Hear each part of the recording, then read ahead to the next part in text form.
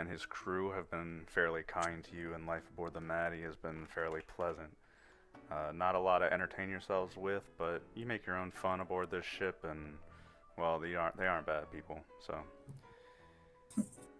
the encounter on Duncan A was pretty exciting and pretty relaxing at the same time. Got a nice vacation from that, but now it's time to get back to work.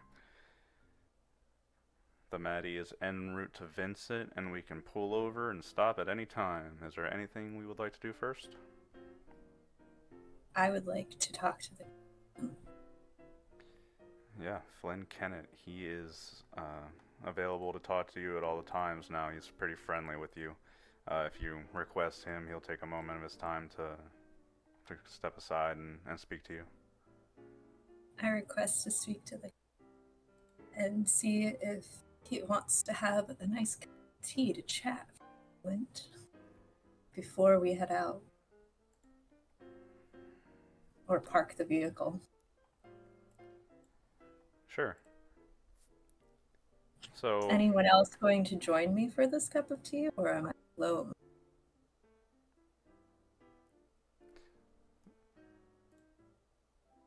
I believe we can all join you. Yeah. Hamish?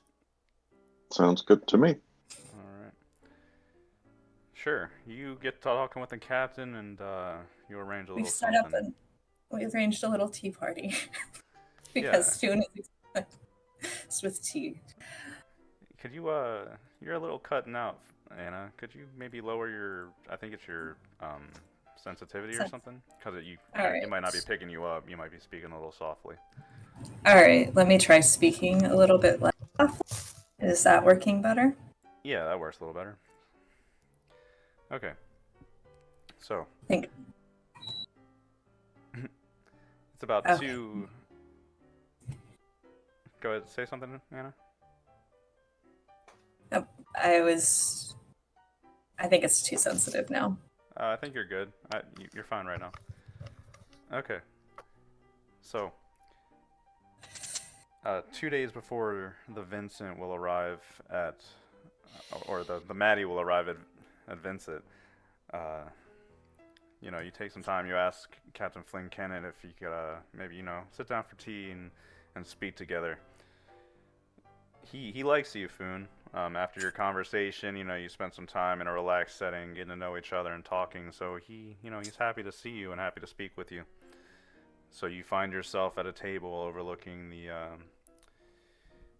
kind of the black expanse of. Well, no, you're actually still in warp at this point. You're going to be coming out of warp in about a day or so. So outside, the blue and purple egg-like shimmering of the warp bubble that you're currently in as you jump through warp space is lighting up the outside of your ship. Okay. Flynn sits there and looks across from you. Captain, how are you today? I'm good, Foon. We're pretty busy now. We're getting ready to land at Vincent and unload a lot of cargo. It's going to be a couple days effort. I know that is the plan. I was hoping that we could discuss some future opportunities with you. Well, what could you want with a humble merchant captain like myself? Oh, you don't have to be that humble. Everyone, at least here, knows something about you. Well, all there is to know is that I run the same route 2 times a year. That's my job. Is that truly what you want to do all of the time? Whether I want to do it, it's not really the question here. It's not a bad living. I like my crew. They're like family to me. Riding the same route means you probably meet lots of people on each of the planets. Yeah, I'm pretty familiar with a lot of the captains around here at the high ports that run the same routes. The planetary officials know me by name sometimes. I even had a dinner one time with the High Captain Murdoch down here. He's a good man. He's got a wife and a kid.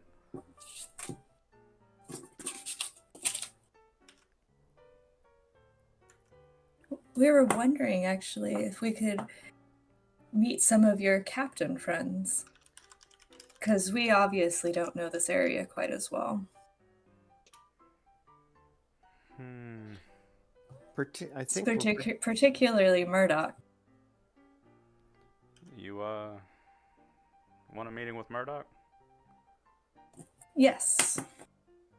Mind if I query as to why?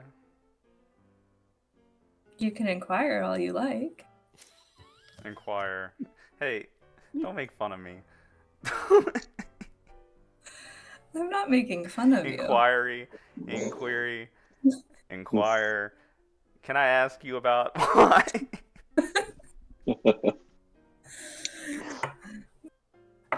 We have a business proposition.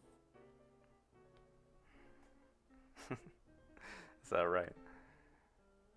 Yes. Well, I can see what I can do. Make a call out to him, see if he'll meet you out there. He is down in the palace. Oh, palace. Down in Vincit, Maine. It's a little train ride away. We're gonna have to land at the starport first and get you unloaded. That sounds pleasant. Do you feel like joining us for that? Not at all. Vincent is a militarized hotspot at the moment. I'm not envying you at all having to go through their customs. Hmm. Then, when we unload our cargo, when do we pass through customs? He kind of eyes you quizzically. Well, you take a shuttle down from the high port to, the, what did I call that town?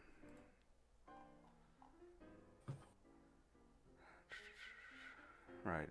Masterton, the starport town on Vincit. You take the shuttle down from the high port. Once you land at the low port, you'll have to pass through customs and, well, they try to keep that localized, but the government keeps an eye on everybody passing through nowadays. Hmm. Is there somewhere in Highport we could store our items which aren't allowed? Well, I could let you keep your goods here for a couple of days. We're going to be on port about 4 or 5 days before we turn around. Oh, that would be fantastic. Thank you, Captain. Sure. Is there, He looks at you, and he leans forward. I like to consider us friends. Is there, any reason you're a little nervous about this cargo? Oh, it's cargo and personal equipment too, so I know that some of the material I have stored in my person normally is not going to be allowed there. And I'd hate to lose it. Yes, it appears that not every place is truly civilized. They seem to have different rules upon every place that we land. It is quite confusing. Humans are so strange. Well, I'm not going to argue with you. Yes, we are kind of strange. We don't often get along, and we all have different customs, beliefs, and ways of living, but, well, we're pretty flexible. There's always a way, if you know what I mean. Yes. We are hoping to be able to get through items that are very important to us, that appear to be different depending on which planet we land on. Mm-hmm. It's hard out here without a ship, isn't it? It is. How did you go about getting Truly. yours? I was assigned to it. Yes. I fear that most people don't trust one that has been blacklisted quite yet. I'm not sure I take your meaning. Foon was alluding to being clanless. Yeah. Oh.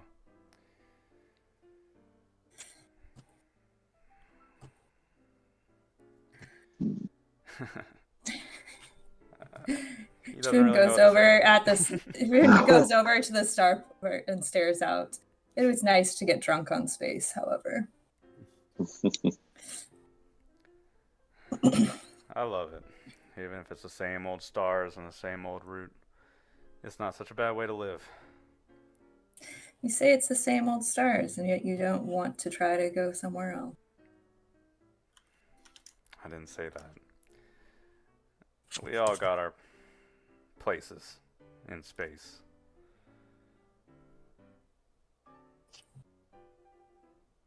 He may Does- be a poet too. Mm, Very funny. But, about Marduk. Yeah, when we touch down, I'll send down a message to him. You might have to wait a night or two before he'll meet with you. Their kind of communications are kind of slow down there, but should be alright. What is Murdoch like? And turns back to the group. Is there anything else that we should know about him? He scratches his chin a little bit. Murdoch's kind of a aggressive man. He's smart, but you might not pick that up on the first time talking to him. He's got a gruff way about him, but he's a kind man under all that. always good. You said he had family. How large and how many wives? Just the one. One's boy. more than enough for most humans. Yeah. I don't know what's common, but there's only one. He's got a little daughter as well. Like I said, nice folk. It's a bit rough down there, by the way. They're gonna be hanging out filter masks for you if you ever decide to step out on the surface. You see, there's Oh. a lot of the compounds. Most of the towns are underground. You'll have one or two entrances on the above ground, but then it's all kind of interconnected webs of rooms under the earth, so you don't have to wear those masks all the time. Nice people, though. So, he is aggressive but smart, and he hides a kind heart. Interesting character. Yeah, that seemed alright. You gotta be that kind of way to be a high captain, though. If you ever meet some of the others, Murdoch will seem tame. Does he have any particular likes? Drinking, fighting. Oh, He he likes tea? Tipoon takes a nice little sip of his teacup He might. and puts it down. In Do you the- know what type? No. He might prefer the alcoholic kind more than the tea kind. Yes. Alcohol? And racing, which inhibits is a so great much. combination. Say racing? Yeah. Racing what? Ground cars or Yeah, craft cars? little flyers, little ground cars that'll they race them out in the desert sometime. It's good entertainment if you're out there. Cool. Yeah, you talk to him about Uh, that. What about hunting? Do they have hunting here? Uh, Toon got distracted about the idea of fresh meat. I'll tell you the truth, I've nearly never left Masterton, so I don't really know too much about that. You might want to check the library. Or, the officials on the ground level. Library might not know that.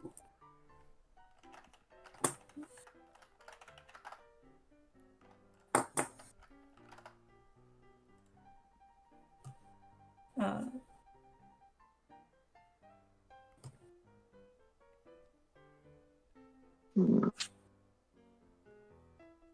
Well, sounds like we at least have. is there anything else you can tell us about the captain? Or his family?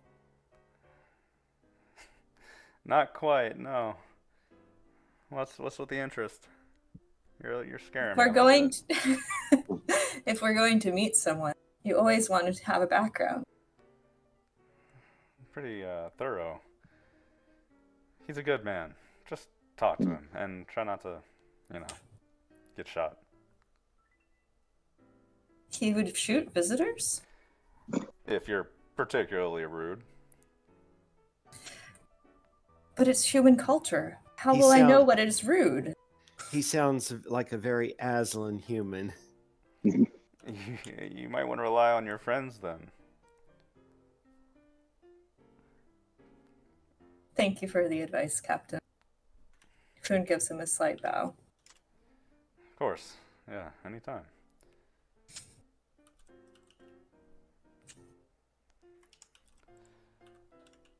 Yes, thank you, Captain. We look forward to seeing you through here sometime in the future.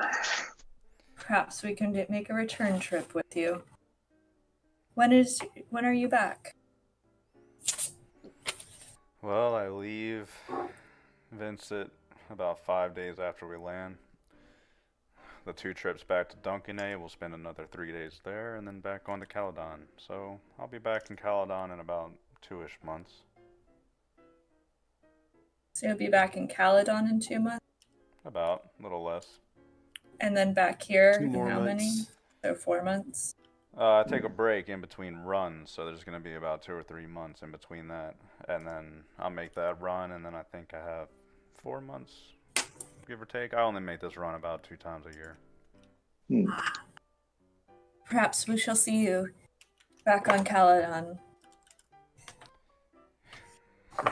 Foon asks. He thinks about it for a moment, and he smiles at you, and he like says, "Would you like my comm information? I find you very interesting." Yes, please. Foon exchanges information with him. Yeah, he will give you contact information for Captain Flynn Kennett of the Maddie, merchant liner for Caledon.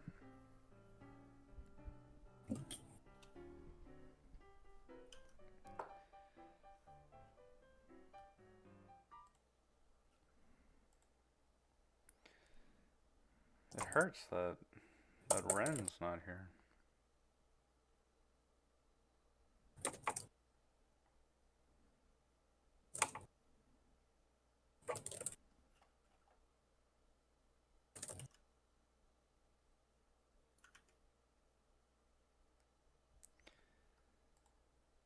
Um.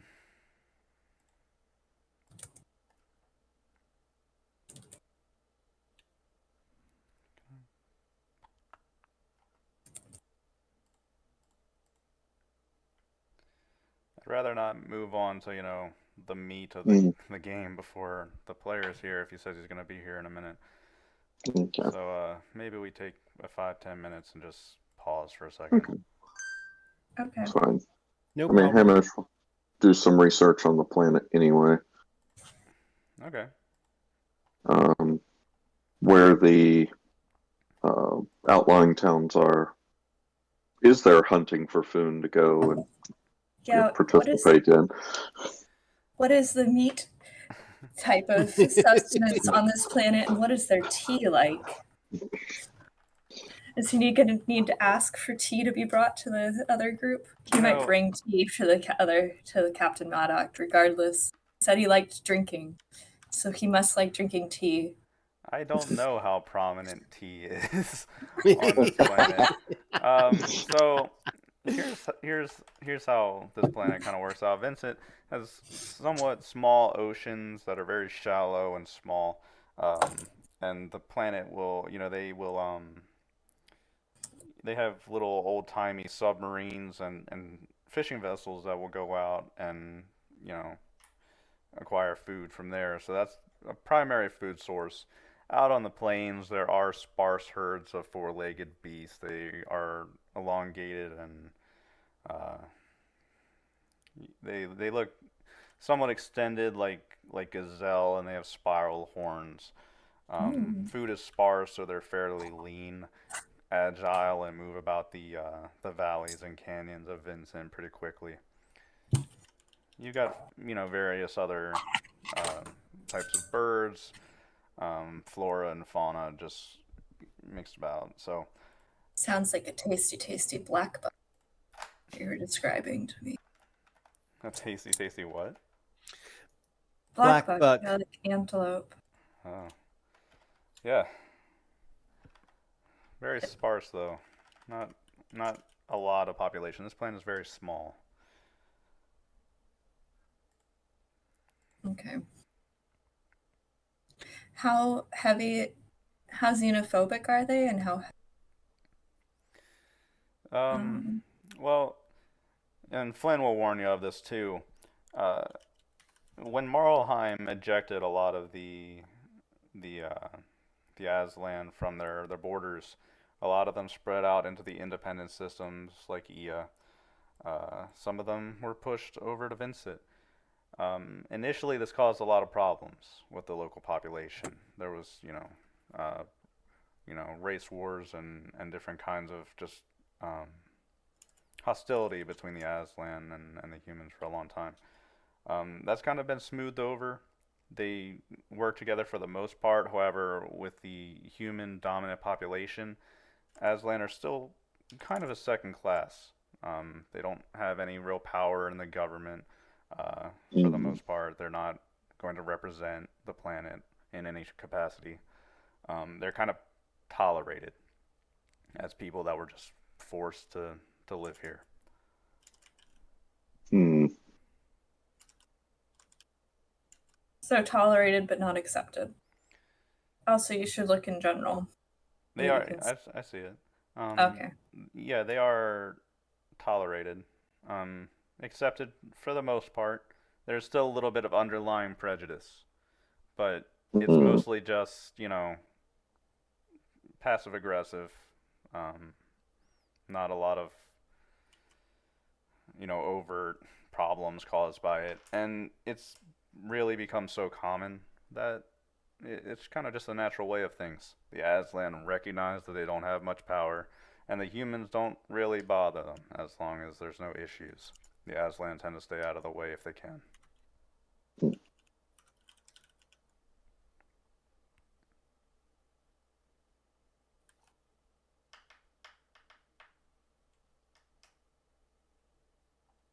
I'm not sure they'll know what to do with Foon.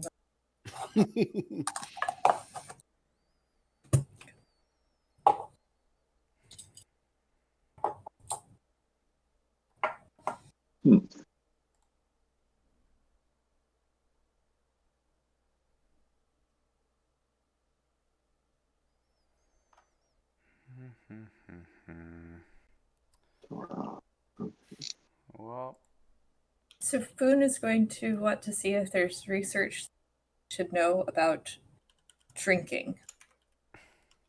damn it. They don't drink tea.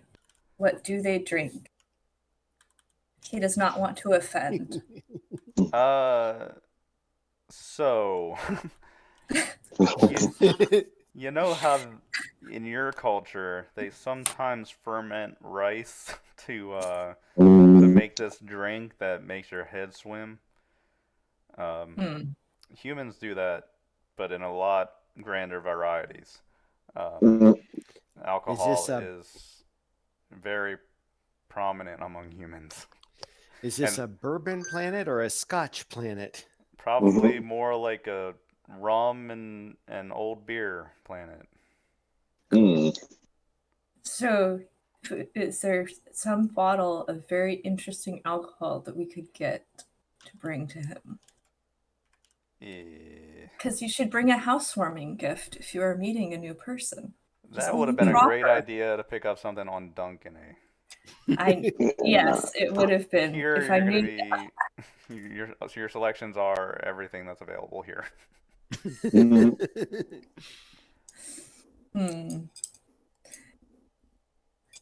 gonna see if I can persuade someone for finding good alcohol or something. Is alcohol illegal?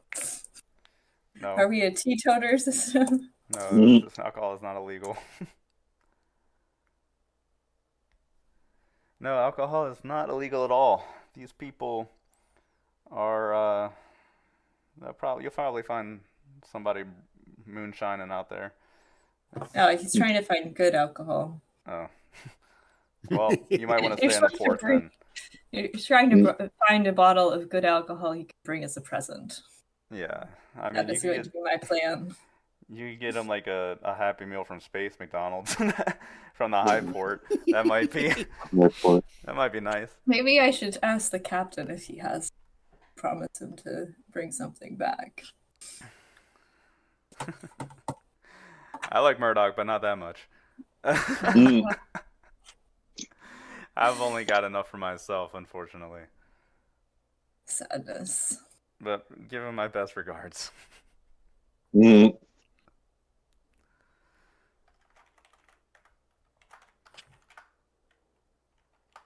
Hmm. Well, we should at least search the high port for a good whatever. Yeah, can we search the high port for something, some interesting trinket to bring as a present? Trinket, booze, whatever. Something of interest. Let's pause for 10 minutes. Okay. Okay. If in 10 minutes Ren's not here and ready to go, we will continue the session and pretend that it doesn't matter. Okay? Okay. So let's just pause for a second. Ren needed battery powder. Battery powder.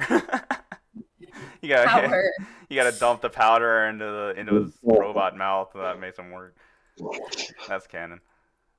It can be canon now, but can we build a cannon? Yes. Mhm. Ironically, a cannon might be legal on the planet.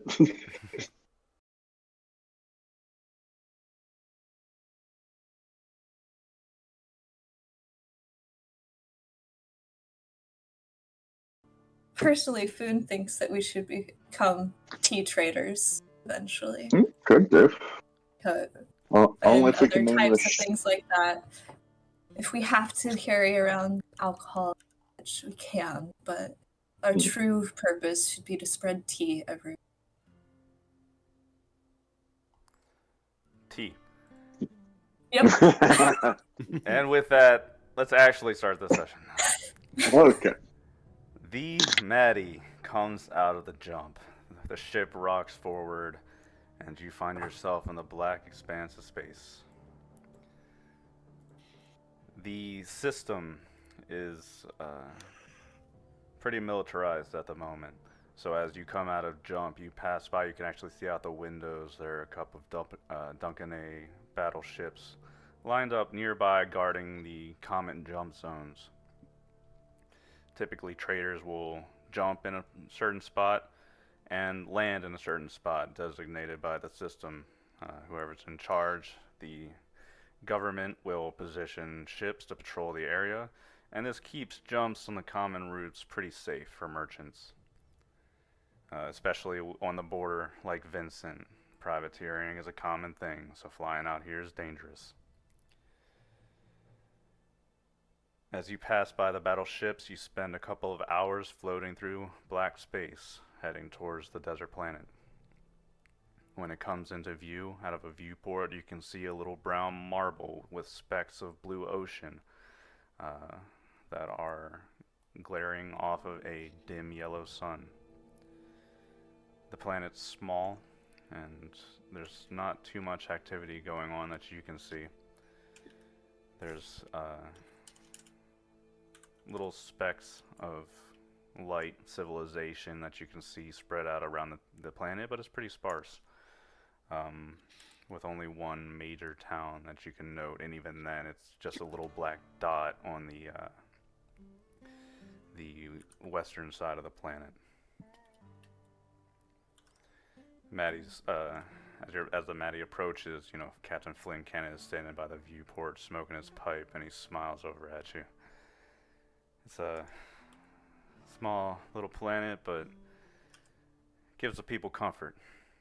I don't know if you ever heard on Duncan A, but the stories of the men that come out here on Vincit and stand against the terrible, evil threat of the men of Marlheim are, well, let's just say it gives the people hope.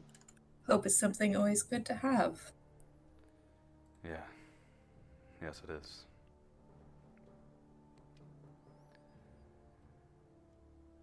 The Maddie will dock at the high port. There's not a lot of ships around here, which is strange, kind of. And the passengers begin unloading. You see Armin, the black-haired youth. He's got his bag strapped over his shoulder, and he's in line with the other passengers as everybody begins unloading onto the high port when the Maddie docks. Don't worry until you get squared away. We'll keep your goods in the hold. Nobody gets on my ship without permission. We appreciate it. Enjoy your stay. Thank you. Do you have any last directions for us? Nope. It's all pretty laid out for you. Not a big plan. Maybe don't get lost in the desert. Leave the gun, take the cannoli.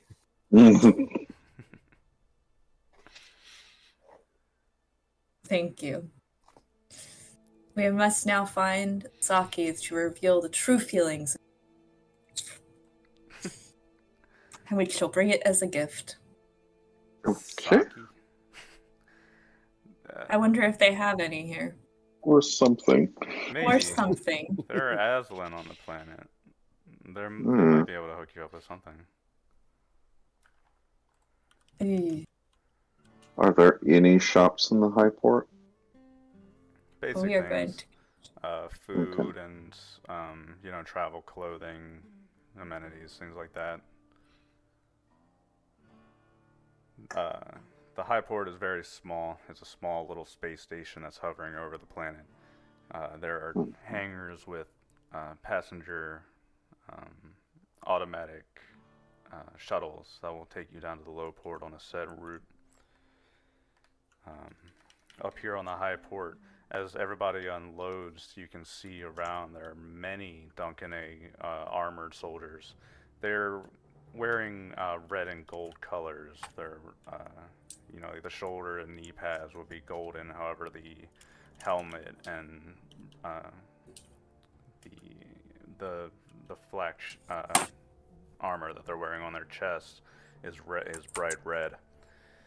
They're carrying typical assault rifles, and they eye everybody as they come off. It's a very oppressive feeling almost. Foon smiles and waves at everyone. Oh.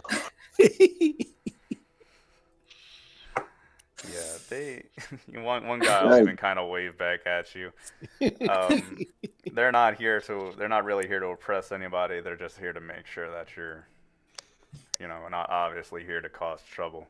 What are you carrying off your ship with you? Anybody carrying anything overt?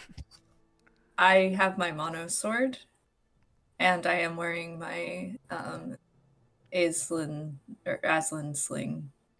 And I do have a stun fist in my pocket as well. Yeah. Other than that, an officer from one of the squads patrolling around the high port, as you're coming off, he'll stop the line and pause by you and look at you, Foon. Nice sword. yes, it is a nice sword. What's your purpose for carrying it on the planet? But to leave one's sword at home means that it will become dusty. Foon gives him a very confused look, as if leaving a sword behind would be something that one should never do. Let me put this another way.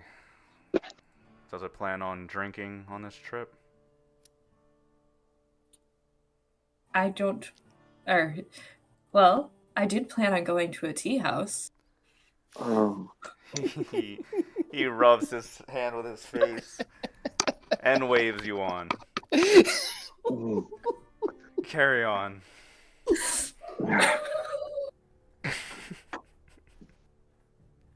Thank you, sir. Oh boy. You are all guided after a few moments if you decide to stop over at any of the shops. The people here, they've got tan skin, and there's only really about 25 or 30 people working up here total in the high port that aren't military. Hmm. As you all go ahead. We're going to search around and see if there is any interesting trinket that might be. Yeah, rum. Well, Really? No. No. This is as shoddy gets for a high port. Gotcha. It works well enough, and there Sadness. are no gift shops like the last two planets. You're not supposed to be here for any good reason. Sadness. I wonder if I should have boxed up my spear hook and brought it so that I could give it as a gift. But I don't want. Yeah. I guess we just go and hope our winning personalities. I don't know what you're talking Or- about. Everyone has to like us. Okay. All right. The passengers of the Maddie are, escorted and guided to shuttles that take you down to the planet. And I forget, are we waiting up here for Captain Cabot to... Kenneth. And Kenneth?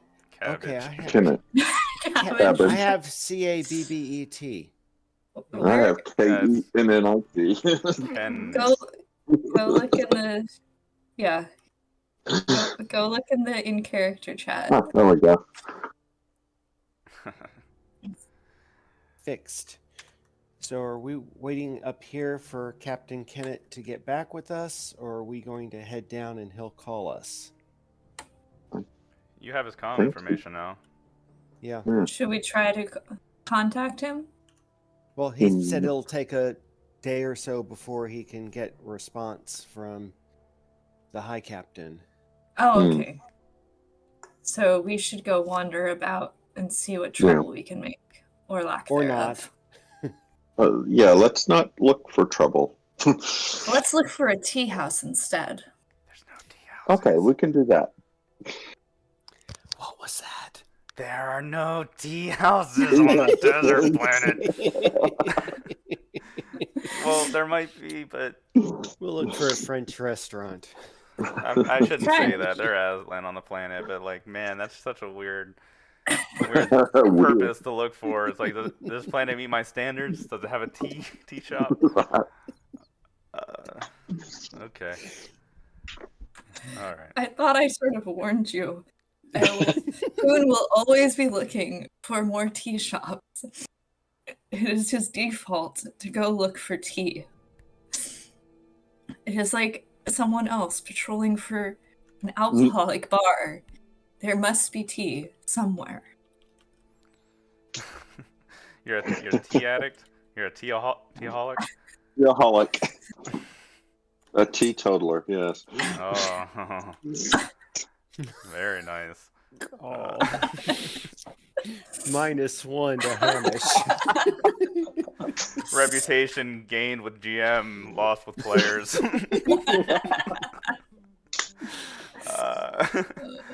Okay, you all get on a damn shuttle. The military kind of... I don't want to be on a damned shuttle. Can I be on one that's not loads you up. damned?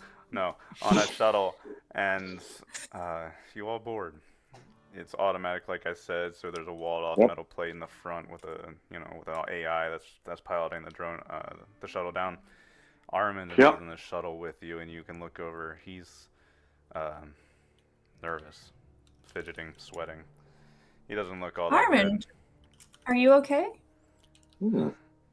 Are you not feeling well? No, I guess I'm not.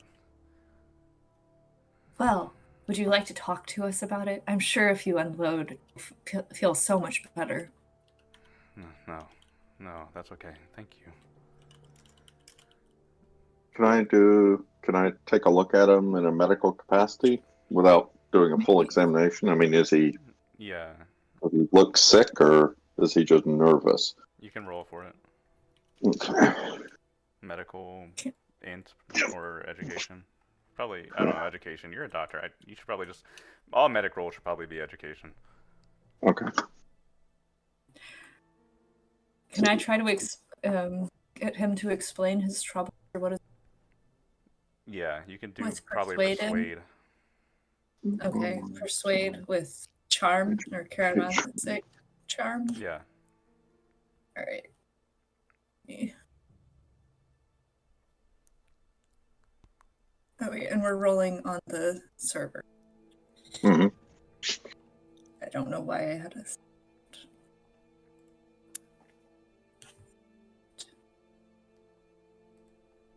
Sorry, I cannot read very quickly today.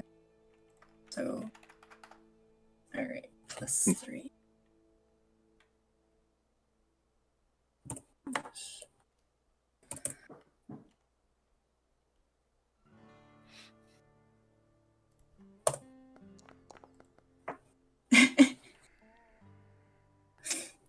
It's a 9. And can I check him out with investigate? Nah. Nah. Okay. That's for, like, investigating crime scenes or checking out that crate and stuff. Okay. Yeah. You could investigate him if we knocked him unconscious. You could think, corrals is used for determining people's, social cues and stuff like that. But what'd you roll, Dad? You got an 11? 11. Yeah. Yeah, that's why I didn't ask about me rolling medical. He's under a lot of stress, Hamish. His eyes are dilated. He's sweating. He seems to be, breathing heavily. He's stressed out. Okay. Foon, I'll, you say that to him, and he just shakes his head. He doesn't say anything to you. Okay. Mm. Take a seat next to him then. Foon suggests that he come with us and we try to find nice chamomile tea. Make him feel a little. Here's the flower water. They must have it somewhere.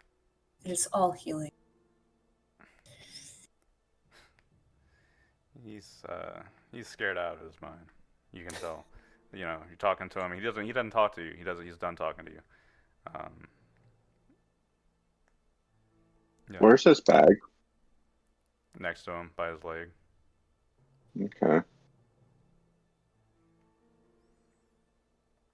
Oh. The shuttle screams down to the atmosphere, passing through a thick layer of, brown clouds and dust. As the shuttle shakes, you eventually breach down into the surface level, and out of the windows you can see the green and brown desert of Vincit stretch around you. There are mountains and valleys, sparse greenery. If you check out the Foundry picture, it's basically kind of a general idea of what you'll see. Beautiful planet, sparse. You should look outside. Look how beautiful and gorgeous the sky is. Can you not see the sun setting? I'm assuming it's setting. Or rising. It's starting to become evening. Okay. Yeah, the sun sets on the outside over the horizon. He doesn't want to talk to you. The shuttle will eventually approach the low port. It's a circular building that sticks out pretty jarringly from the surrounding area, in a little valley with a train track running out of it towards the south. There are what seems to be, several patches of flat, desert land, but on a closer inspection, there are two main entrances that go underground. And on the surface, you can see one or two, bodies moving around, but not much besides that. At the low port, there are shuttles coming in and out, a couple of military vehicles, and off to the far distance to the east, there's a military compound, some kind of walled structure that reaches out in a pentagon. Hmm. Military presence is pretty heavy here, and Duncan A. flags wave. The shuttle comes to a stop in one of the hangars, latching on. The doors open, and immediately there's a soldier who steps inside. He peers around the shuttle, looks at everybody individually, and then, without a word, steps off of the shuttle. And a woman standing outside says, "You may now exit the shuttle." Okay. Okay. I suggest that Foon goes first. And we try to have our little friend between us, who seems so nervous. Seems nervous. I'll be behind him. You Foon guys is are going to going- be flanking Armand getting off the shuttle? Sounds Yep. good. He's too nervous. Yeah. What's he? He's like, What's what are you doing? As he, This your We're first? just We're Oh, getting look, off the the- shuttle. We're getting off the shuttle. Is this your first trip to Vincent? Is yeah, this your first trip ever anywhere? yes, it is. He trails off. Okay. As the passengers, the metal sound of their boots hitting the grate, getting off of the shuttle, looking around, the military presence again is heavy. There's a lot of soldiers standing around. Foon is polite to everyone the and tries to do civilian- his to wave. It is the kind of human greeting. We greet all the humans. Some wave back at you. Mm. The air is solemn, but they're not here to oppress you, just to make sure that you're who you say you are. Mm-hmm. And as you come off the low port, you have to pass through customs, essentially, which there are plainclothes civilians here taking care of this. The military is trying to keep a distance from doing this. However, you can see a squad of Duncan A soldiers nearby eyeing you. Okay.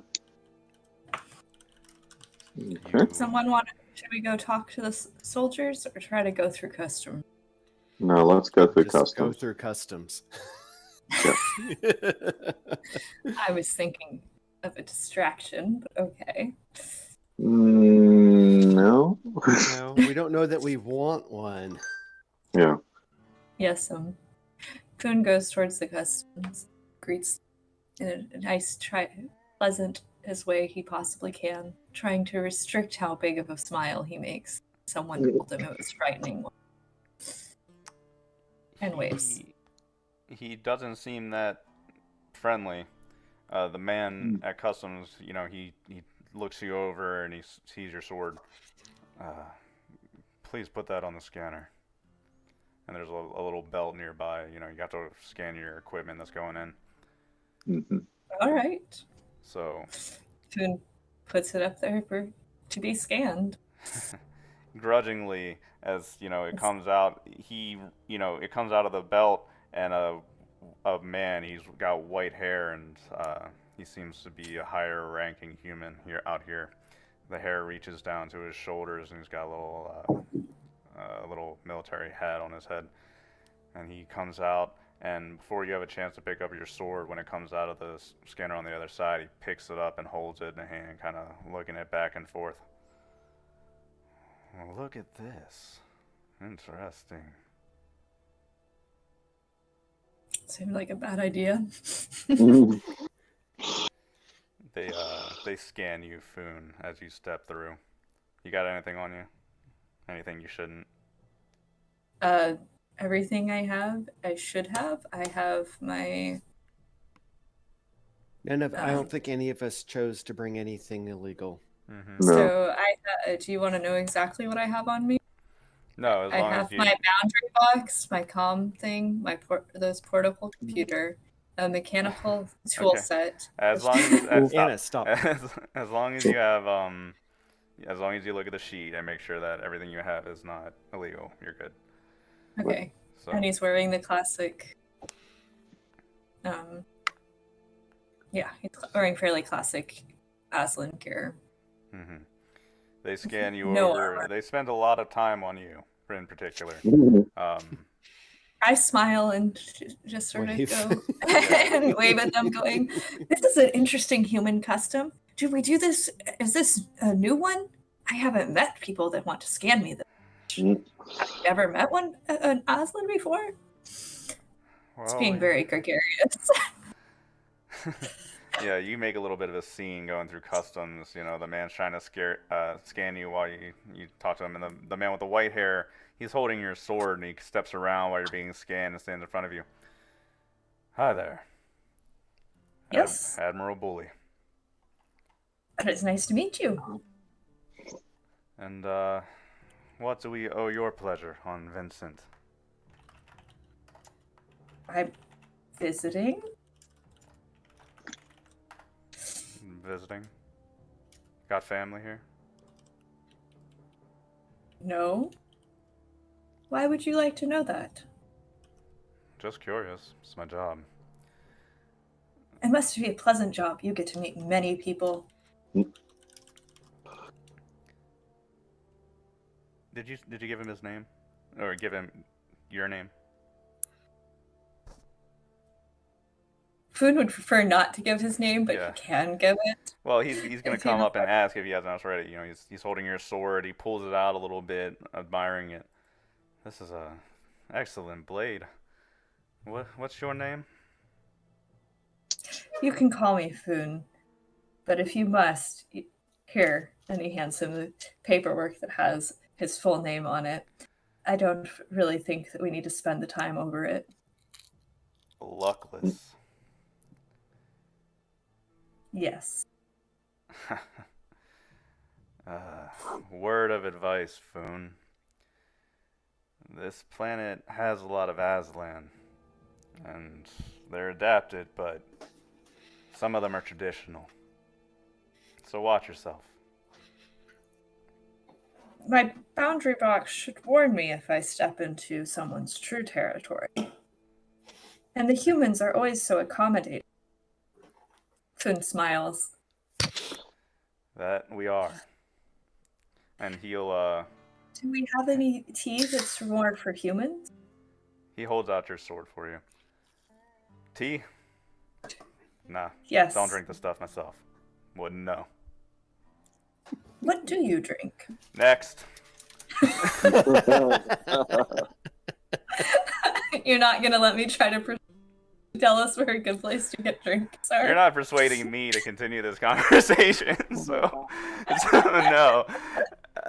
He wants to mess with you, but sometimes it's just not worth the effort.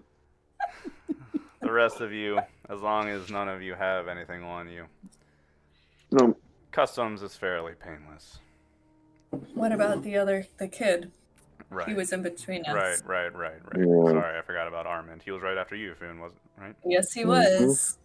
He goes through and he lays his bag on the scanner. He steps forward and the man starts scanning him. The bag passes through. Nothing. He's standing there. You can see, he's trying to keep a straight face, but you can see his finger twitch once or twice. That's He the guy. really needs some. Bully's the name of the guy you just met. Okay. The name. I thought it was a descriptor, but misspelled. Yes, Thank you. yes, and yes. No bully. Okay. But yeah, he's being scanned and he seems nervous. Yeah, the man stands and he looks like he's gonna wave him through, but the Sergeant Bully, the guy who's in charge here, he's watching over the sensors and staring at a screen.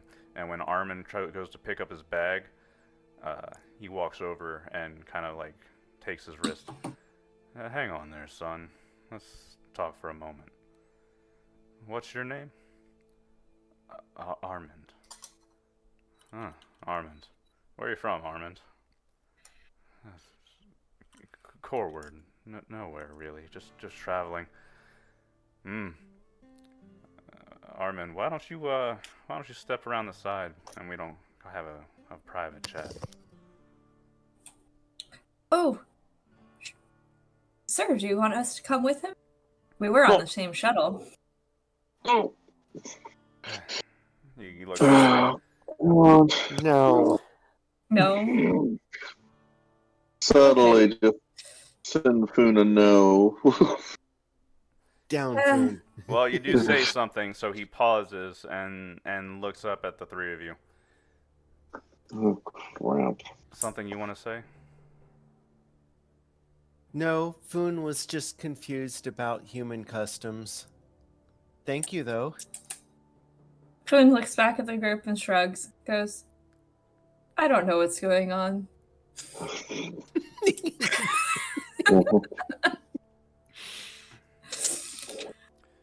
We don't have any female to direct us. Armin kind of glances at you, and he, as the man, come on, son, come around this way. He looks at you wide-eyed, and then back at the officer, and he starts walking. Okay. They walk off. Well, that's that. I'll go through customs.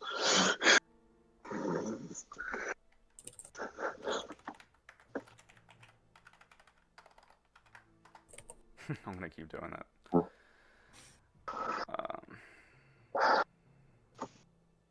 Yes. Just explain to Foon quietly. Foon is very confused and stands and waits for the rest of them to go through customs and goes, but he was part of the group for a moment. Only for a moment, Foon. He was on the ship, nothing more. I do not understand human clans. Is the clan not our ship for now? Is the ship not our clan for now? Not exactly. He was new. So new people we don't trust? New people represent the greatest danger. This seems sad. Hey, watch it. Hey, he's getting away. Stop him. Oop. Whoa. I believe someone just died. If you turn towards the gunshot, you can see a commotion towards the way that Sergeant Bully was guiding Armand. He had made a break for it. The man tried to grab him on the arm, but Armand pulled away. He ran out of a side exit, and through a window, you could even see him running off into the desert. One of the soldiers raises his rifle and goes to shoot.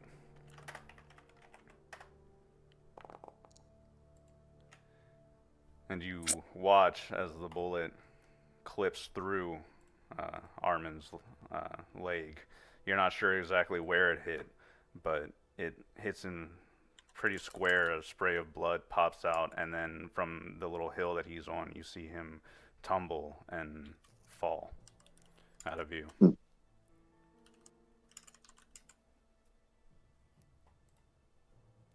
But we just need to report this to the captain, possibly.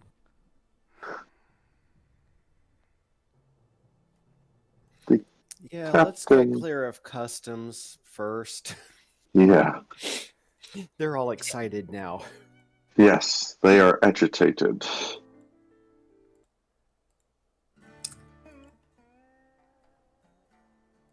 Vincit Customs is not...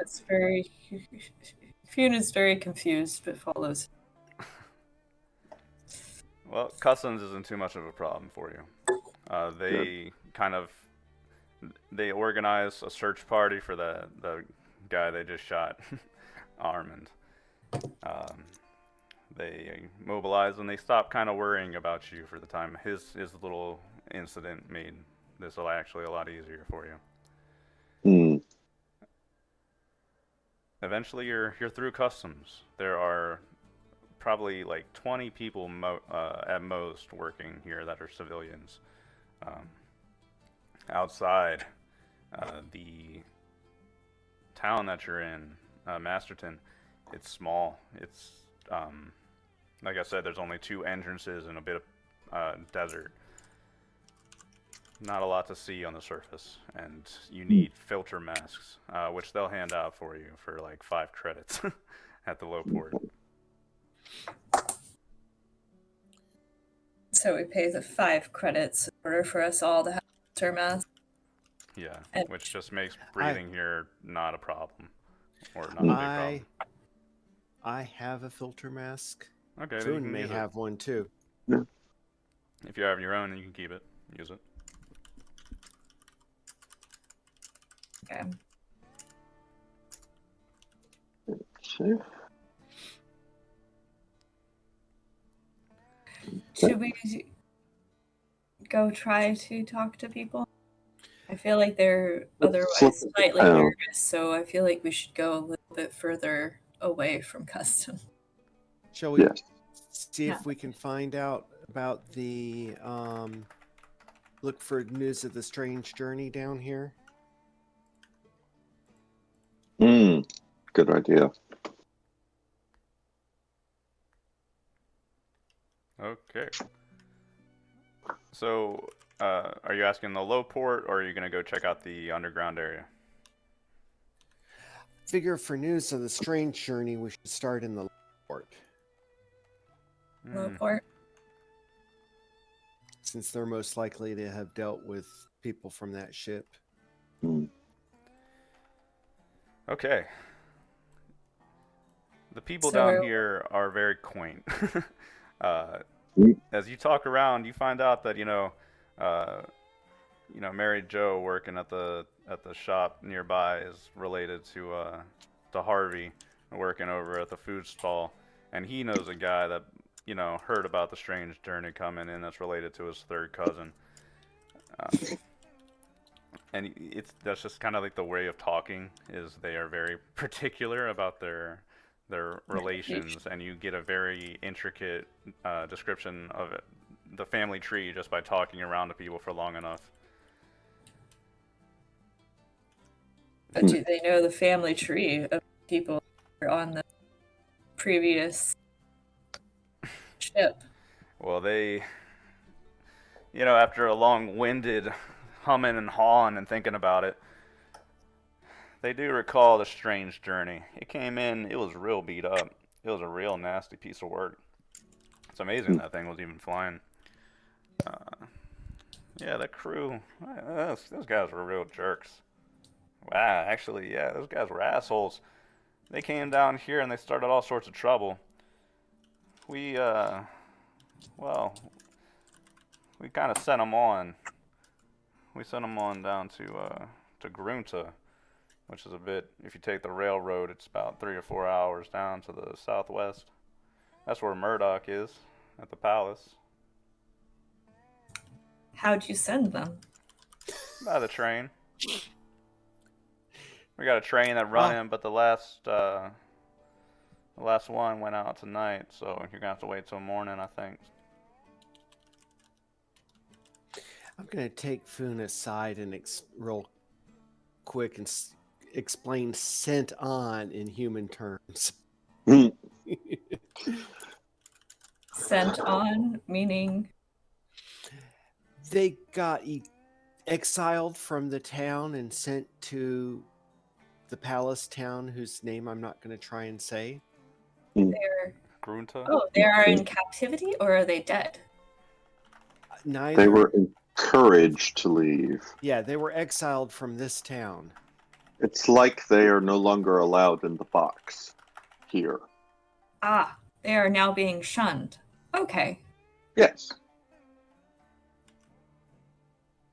I did not know humans involved in shun. Oh, they do. Oh, yeah. We just call it different things usually. To be sent on is to be shunned. So then I would say that my clan had sent me on? That sounds very strange. We can do the exact language lessons on Later. board later. After dinner. Are we going to look for a place to stay for the night Yes. while we wait for the train and wait for a contact from the other captain, who I feel like we should report back about what happened at the port?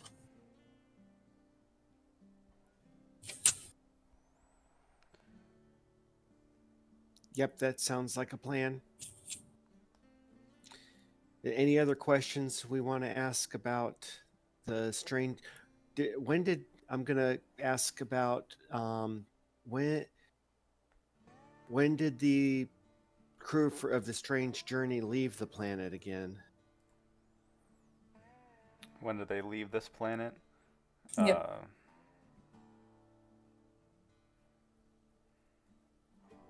Probably a And what month ago. Do they have any clue what happened to the ship since it was here?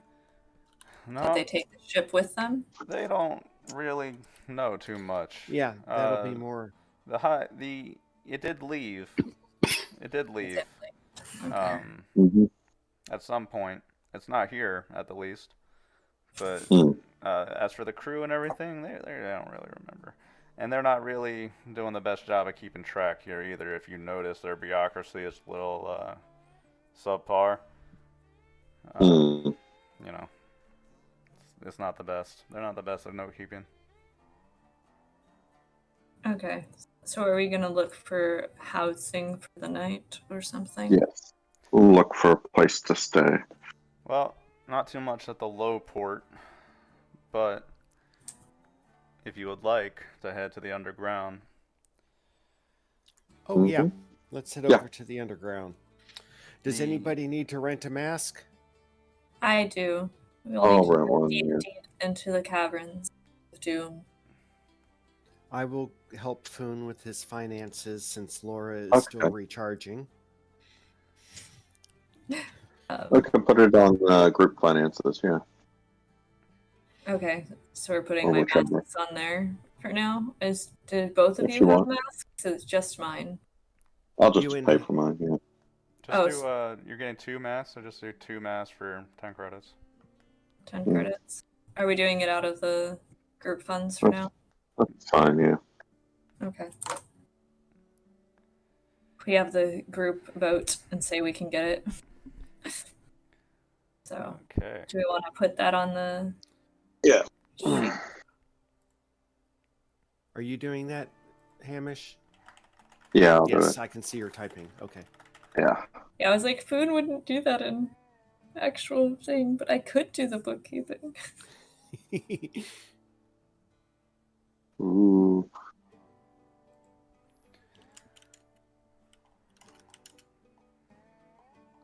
Fantastic. The desert, the desert patch that you're in. The air blowing through is a little brown. The dust kicks up.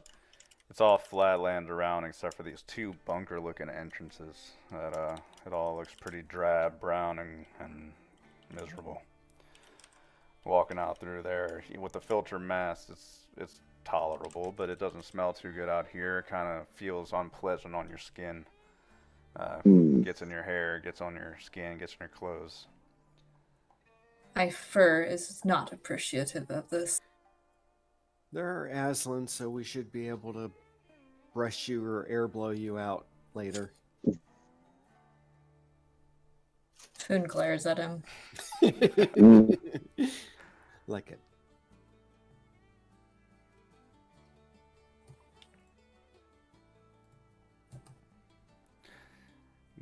Approaching the bunker doors, they swing open easily enough, and there's a stairwell down. You enter down into the cavern of doom, Mm. and you're met with bright colors everywhere. Tarps and clothing.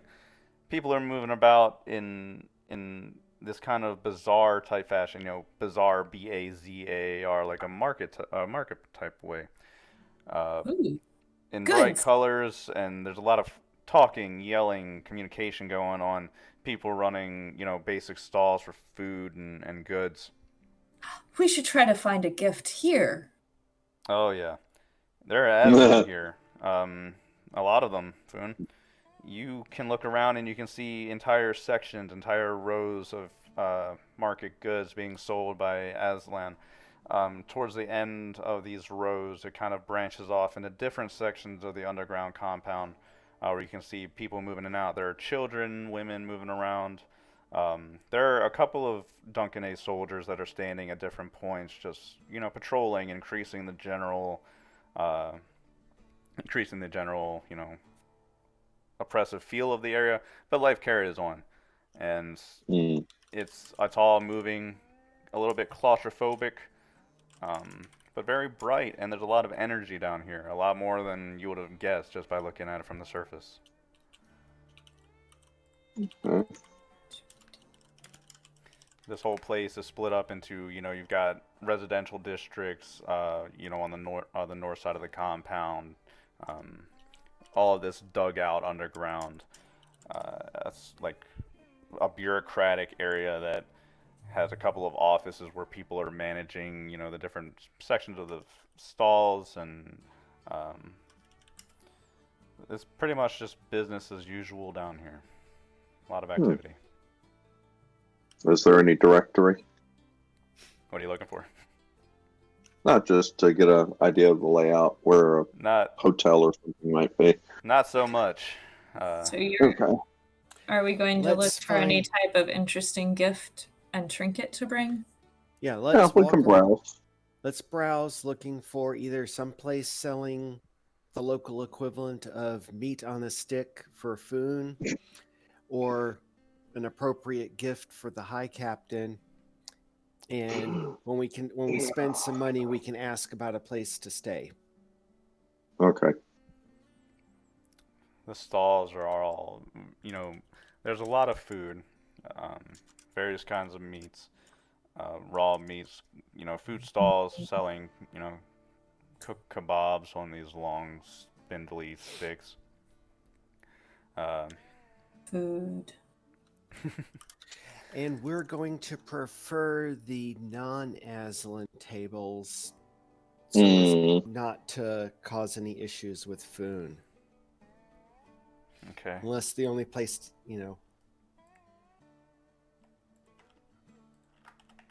Foon looks at the meat and looks back at you all, trying to figure out how we get some meat.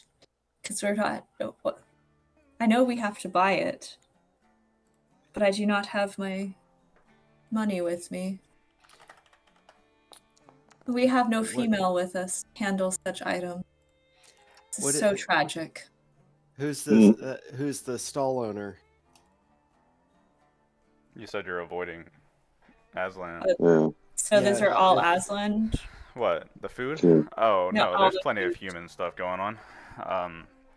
Aslan food is kind of, they have their own section, and you notice they're a bit actually segregated off into their own corner, so it's easy enough to avoid them. So Interesting. The human food We'll here talk- is a little bit more basic, like legs and flanks of meat, different like potatoes and mixed vegetables and rice. So They I will talk mixed to the one of the. vegetables with the meat. This is horrible. Why I'll would you talk- do such a thing? I'll talk to one of the vendors selling meat to get some meat for Foon. What do you want? Pound? Half pound? Oh, how much is a pound of? And I point to something that I think looks good for Foon. Oh, good eye, good eye. Fresh Rubeck. That's 20 credits a pound there. 20 credits a pound. Sorry, quick question. Do they haggle on this planet? Do we know that? No, do you know that? No, but Yeah. haggling is kind of a universal language. Okay. Mm-hmm. So Some do, some don't. We should Would try you- to convince them to lower the price. So, yeah, why not? Will you take 15 credits for a pound? Roll persuade, Okay, I don't Are think you I rolling? have that worth a darn. Let me see. or yeah, it's probably persuade, or Persuade, maybe streetwise? broker. Oh, or I have persuade. It's got to be a haggle skill or something. Um, Probably yeah, it's probably broker or something like that. With charisma, probably. Yeah, and with charisma, I have a -1. No. Should I try to do it? I mean, I'm already He's already trying. committed. Roll that. Yeah, he's committed. You know, worse happens, I pay more. Yeah.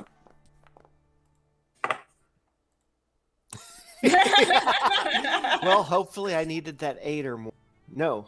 Oh darn! I added Yeah. instead of subtracted. So Hey, I'm trying to run a legitimate business out here. You think I could just go giving away my meat Oh for my. basically free? This is I believe prime you offended Rubeck, him. my friend. We have no female with us. We weren't entirely sure of your custom, Finn says. And gives him a kitty smile and a small wave. He and I go. he glares at you, Foon. He doesn't seem to like you very much. Oh. So sorry about that. Sure, we'll take a pound of that here, and I give him the 20 credits. I'll subtract it off of my own. A pleasure doing business with you. And are there any good places around here to spend the night? Am I the only one that's eating? Foon says, taking the meat and smelling. Just received back from the person. Oh, I'll get something in a moment. Untainted meat. You might be able to rent a few rooms over in the residential area. And cool. And that was north of here. Any place you'd recommend? Nope. If you talk Nope. to a spindly-looking, toothpick-looking man named Harvey Spins, he might be able to get you a room. He's kind of in charge over there, running the books for all the residents. Thank you very much. Do we need an introduction to him? No. Where do you think you are? Mm.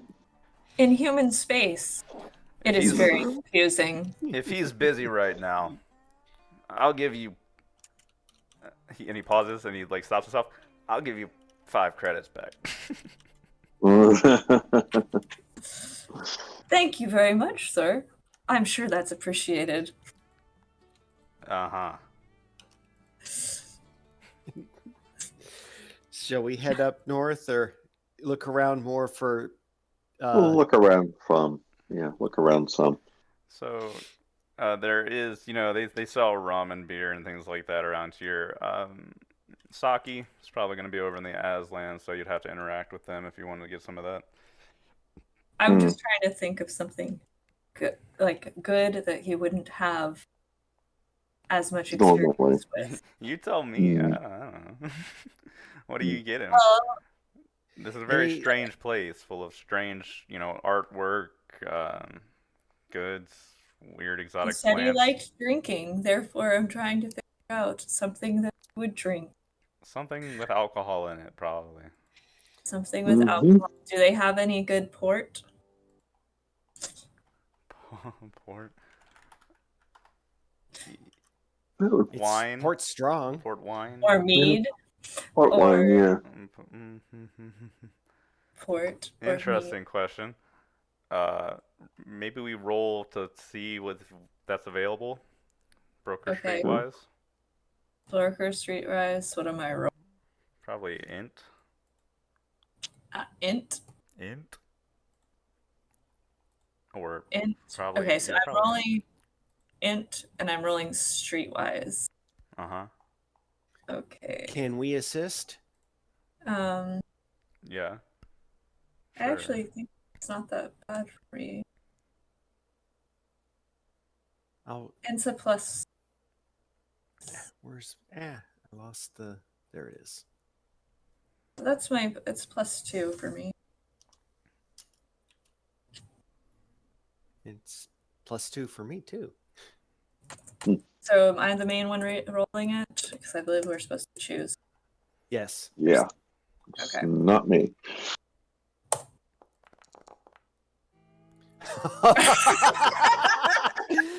Shall I roll to assist anyway? So Doesn't matter. pause a minute while I grab a thing to do a thing. I am looking for something wonderful and awesome, and at a very cheap price. Okay. Foon closes his eyes, presses his fingers to his temples. I sense the presence of a port wine. 3 rows over, There's a 2 bottle tables here. in, on the 3rd shelf, behind the Happy Meal box. Something that will be extremely, extremely pleasant, and something other people will envy us for having without realizing just the true nature of this hidden treasure. Oh my god. Alrighty. So you search around this marketplace, asking around, trying to find the bottle of port, a bottle of wine, a diamond in the rough, you might say.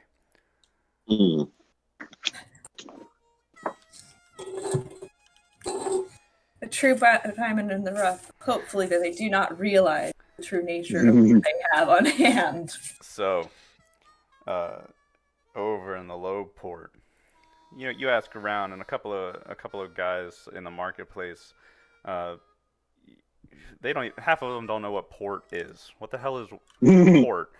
But you ask around, and they get the general gist of what you're asking for. It's not common around here. You're probably not gonna find it, but there's a guy you might be able to talk to. His name's Jasper Levine. He's sitting over in the low port right now, sitting in a free trader. He's got a skeleton crew, just about, him and 2 or 3 other friends of his, and they like to come and go, flying around the independent system sometimes and not causing too much trouble. They're generally pretty friendly, so people know about them. He's not a smuggler, but he likes to keep a couple of goods on hand. You never know what the market prices are going to call for. You can go talk to him. Sounds like a nice person to go talk to. Jasper. So we wander towards him to try to find this far trader captain. He's over in the low port. He's in the low port, so we've gone back to low port, back up out of the caverns of doom. Yeah. Alright. And we come up to where he is. Yeah, his far trader is sitting in a low port dock. There's not a lot of movement going on in here. The hangar, the cargo bay at the back is opened up and the hatch is down. You can look into it, a big cavernous cargo hold.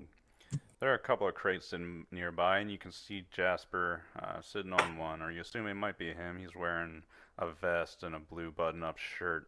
He's sitting there trying to light a cigarette, and it's just not lighting for him. He keeps flicking the match against a matchbox over and over again. So, darn it! I meant. God, Gorman, fuck it. He's got a phaser hanging from his belt, and as you step into his dock hangar, he looks up at you. Hello. Foon smiles and waves. It is nice to meet you. Hey. He hops off his crate and brushes his hands. What can I do for you? I'm Jasper. This is my ship, the Osric. We were told you might have some interesting goods. And that's Foon.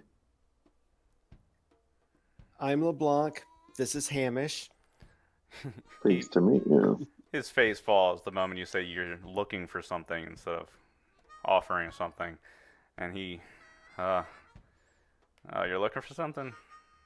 Well, my stock's a little bit sparse, but I mean, what are you looking for? I am looking for a human beverage that is red. It's a sweet consistency. It has a nice container that is glass. Yes. It's called And port. it's called port.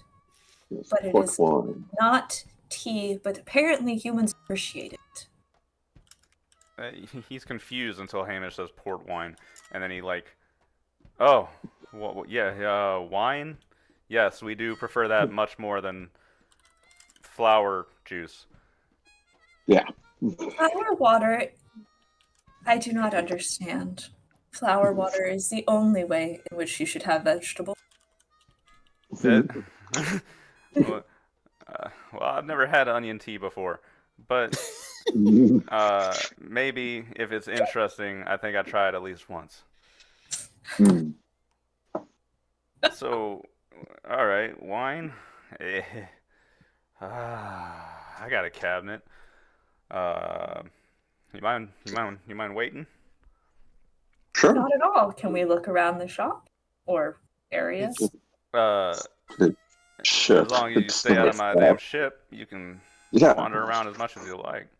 Oh, Just wait outside. Thank you, appreciate it. Keep them from wandering in. no wandering in. There's a No. little gray bipedal robot that's walking up and down. Kind of got a unwieldy, robotish movement, walking up and down the hatch, carrying small crates out of the cargo as Jasper disappears inside the far trader. Foon tries to talk to the robot. I am designated 134AB2. Current designation: unloading cargo from the Osric. Interesting. I don't think it's up to Laura's standards. No. If you keep talking to it, it just repeats the same thing over and over again. Mm. This is a very sad robot. It needs more programming. Well, it can be a pain in the ass sometimes. Mm. And you see Jasper coming back down. He's got a bottle, but it's he like holds it up.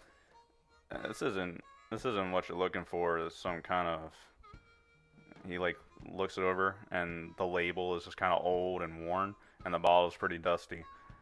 It might be port. might be what you're looking for. It's wine. But this is the last one I got in my cabinet, so I'm not gonna part with it pretty easy. You know what I mean? Oh. Why ever Will he not? let me read the label closely? He'll let you. There's not much to read. Okay. What do you mean it's not something you'd part with? Are you not a seller of things? I am. And what's your name? Foon. Foon. Foon. There's a thing called supply and also demand. And if you have a lot of supply and a place has a high demand, you can charge them a lot of money. So, But there's not very many people here. exactly. So your demand is very high, and my supply is all you've got. So This seems like a very strange conversation, and only the women should be having it. I don't like Yeah. working with the cats. Foon, let's let Hamish. Would you like to handle this, or should I? You probably should handle it. I'll handle it. Because I did so well let's last go over time. here. Foon feels like, should I try to persuade him that we should get it? No, Foon. Let LeBlanc. Are we LeBlanc's going. LeBlanc has been around females a lot. He's going to try. I'm in touch with my feminine side. So, how much are you asking for this rare bottle?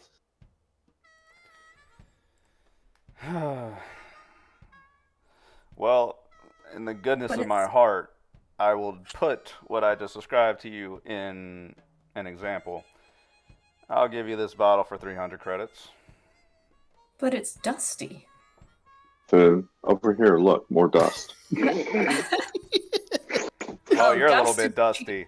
He takes offense. I'll try to herd Foon away from the conversation to let LeBlanc do it. You're not even sure that it's actually port. So, Yeah. oh, I'm buying. I'm. Man, If you- I wish I smoked so I could light a cigarette, buying time for myself. If you want to haggle or anything, you can roll that. I will What was But, haggling I don't know. again? Persuade. persuade. Persuade. Or persuade I a feel like- broker. Can I use int or charisma on persuade? I've been Mm, using charisma, I thought, but You could probably use Feel- education to know the market price of wine. Oh, cool. That's a 0. So, okay. so I'm thinking if you're not even sure that it's port, that we should be able to get it for less than that. And It's an 8. What did you roll that for? you said to use persuade to convince him to sell it lower. Mm-hmm. At a lower price. I like me some opposing rolls. Mm. Okay, what do you say to him? Oh, that I believe that since he's not even sure that it's port, it should be a bit cheaper. All right. Out of the kindness out of my golden heart, I will give you this bottle for 200 credits. Hamish, what do you think? Let's take it and go. You don't want me Let's to try take to it and persuade? talk with him some more. We'll buy it and then see if he knows of the other people that were evil. This man, Or he's fairly Oh. handsome, man, but he's just got this smug feel to him. He's just very Mm. smug. He's grinning and smiling, and he loves just kind of poking fun at you for what he's doing to you right now. Mm. Foon wants to try to persuade him as well, but Oh no. Go ahead. Taking my eye Please. off the cat. I Do have whatever a your question. heart tells you. Don't you think that if you don't know what something is, charging amounts seems strange? I'm not gonna And give it to you for what am I free. spinning? What is Hmm? the one that you said? It was persuade and Persuade or broker. persuade and int, or persuade and that's what the character is. Persuade and education to know the market price of persuade wine. and education. Oh, I Yeah. wanted persuade and charisma, but so You could do that too. I can do persuade and charisma. Of course you could. You're just Mm. talking to him, I'm trying trying to to- convince him to not screw you. He's obviously Yeah. screwing you, and he's laughing about it. Oh, Yeah, I'm laughing back. It's like, I just failed. yeah. He's like laughing, getting a good laugh out of this. And he says, well, I mean, this is the only bottle of wine you're probably going to find around here for 500 kilometers, if not anywhere. Hell, you want to go out and get some moonshine from some of the bumpkins out there? They'll probably hook you up for a lot cheaper than what I'm giving you this. Hell, they're selling sake out there. I know, I saw it. Why don't you get them some of that? Luckless. I am luckless. I rolled. It was very sad. I'm willing to just pay the 200 and laugh because he's taking advantage of us because we really want this. Or we just walk away. I mean, no one said we had to bring a gift. I want to talk to him more about what he does in the area and his trade routes. Yes, that's what I'm more interested in. Well, you guys can do so. I will go investigate the robot again since I seem to have failed. Stay off the ship. I'm not talking to the ship, but I will try to talk to the robot and convince it Mm. to write poetry.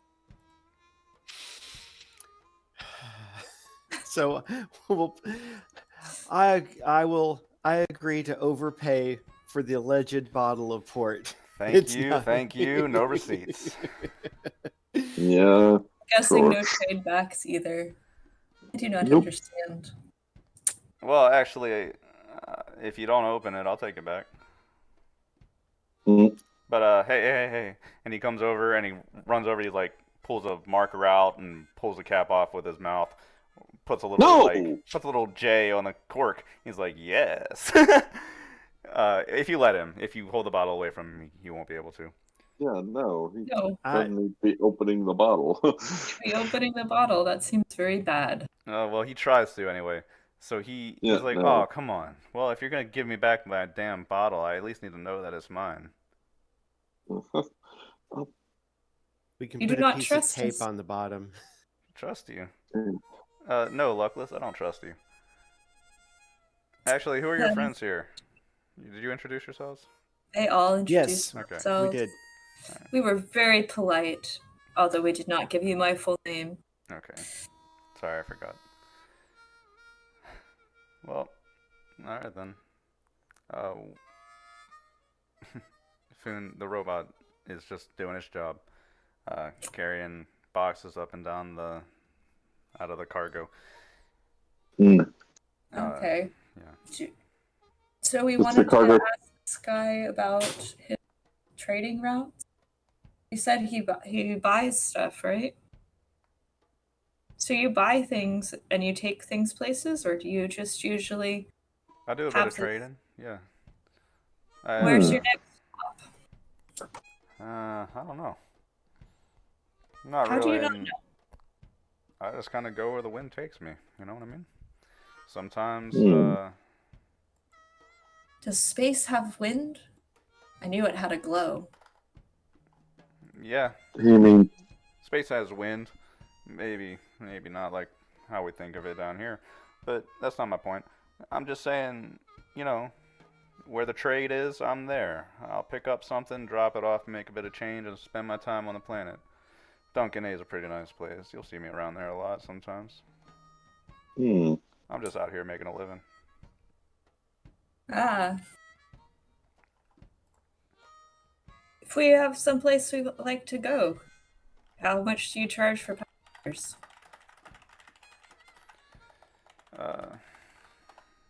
Depends on where you're trying to go. I'm a little bit cheaper than the typical fare, but not by much. Depends if I like you or not.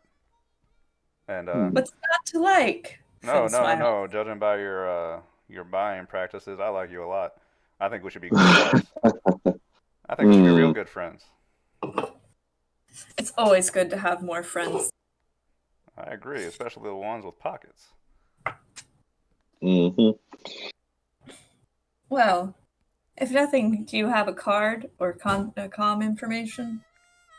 Yeah, I have a comm information. You can reach me here. He gives you basic transponder information for the Osric and also his comm information if you wanted to reach out to him. Okay. Alright, so we have his comm information, and he basically said that he's not sure where he's going, but he does take passengers. What's the ship actually like? It's a standard far trader. Mm. So it would fit all of us Oh yeah. Oh yeah. and the goods that we were trying to transport. Mm-hmm.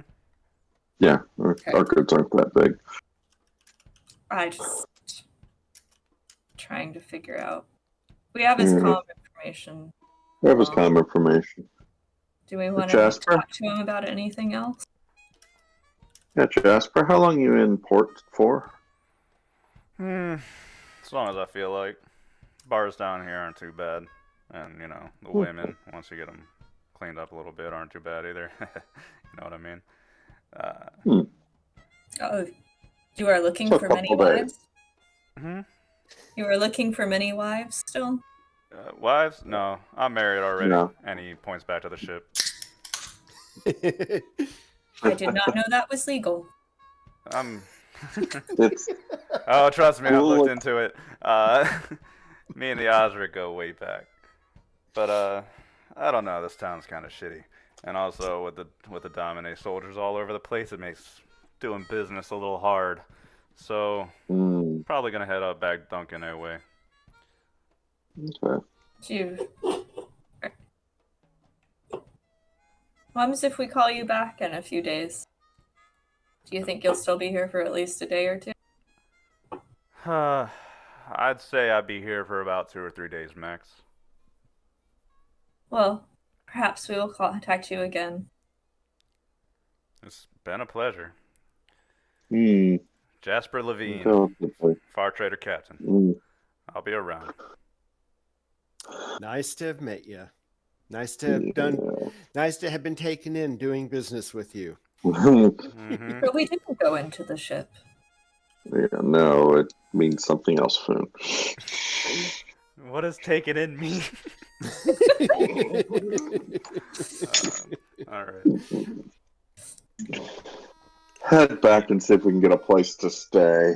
You leave Jasper to his own doing. Heading back, the Masterton underground compound. You can head through, go to the residential area. There's like that merchant man told you. It's a spindly dude, with glasses and curly black hair, and he's not really doing too much. Sure enough, he's sitting behind a desk.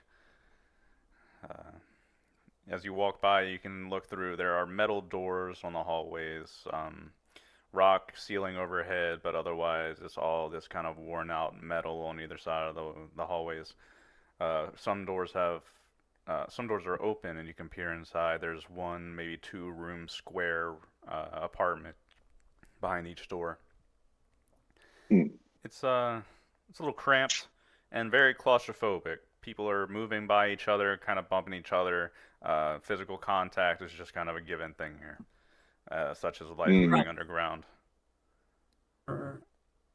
Back here in the residential area in Masterton, there's not a lot of Aslan living here. None at all, actually. You'll notice that even if Aslan are moving, they head out towards a different section towards the south. And they seem to have their own segregated area away from everybody else. There's not tension, just this mutual disconnect between the human and the Aslan on this planet. They deal with each other when they have to, if they have to. Foon is allowing the humans to lead, since they seem to have so many strange customs. Although he does smile and wave at the human, I still think that is the appropriate greeting.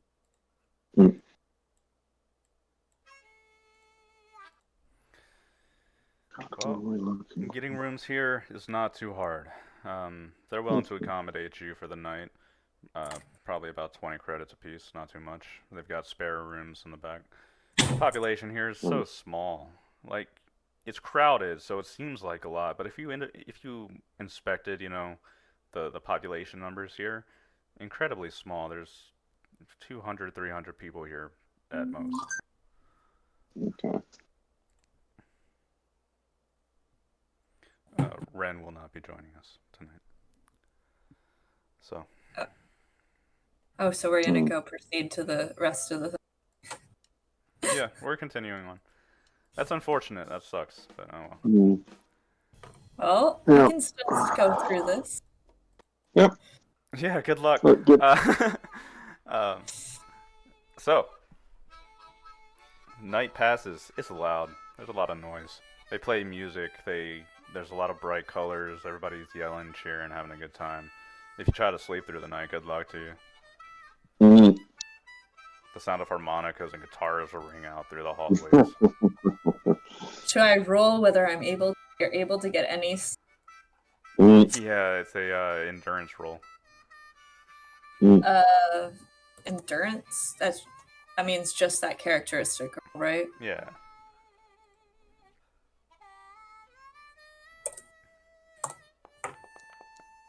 Foon got an awesome night's sleep.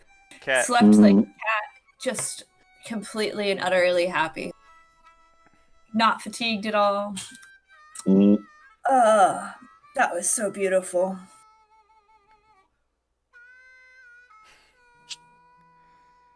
So you do. The sky is beautiful in the morning. If you step out, the wind isn't blowing too much anymore, although the filter mask is still a good idea. The air is not too pleasant out here. But the sky is purple and beautiful. The clouds stretch across in long columns, and the sun is rising up over mountains that you can see off forever from. You can look up and you can see a small, like a small ship just flying off in the distance. The low port is quiet, not too much going on, and even with the military presence, everybody's still kind of just waking up and going about another day. Is everyone else fatigued? Or No. probably. no? Well, or they can be. If they want to be. I just wanted to. I assumed that they were stressing the lack of sleep. That's why I rolled against it. Sleep is important, especially for cats. Indeed. For safety reasons, you left Laura up on the matty. Okay. Okay. All right. She lost her quick charger and has to slow charge. She's doing a slow charge so that they don't withdraw so much because she thought she was making people suspicious. And therefore, she's trying to do this so that they don't quite notice how much power she's drawing out. So should we be heading to Gridton? Do we want to? That way we're calm there? Should we call the captain? Yeah, calm the captain. Okay, let's real call quick. the captain and then see. Captain! Yeah. Hello, Foon. Good morning. Oh, morning. Did you hear about what happened in customs? I did. That Armin You have- kid, he got shot trying to run away, huh? Do you know what in the world was happening? Afraid Is there not. something? He bought his ticket cash, and he boarded and only gave us the name Armand. We didn't really ask too many questions besides that. But he passed through customs on the way here, and he got through just fine. Just seems like he booked it. They're still looking for him, though. They haven't fished his body up out of the canyon that he fell in. Thank you for the information. Do you know anything else about him?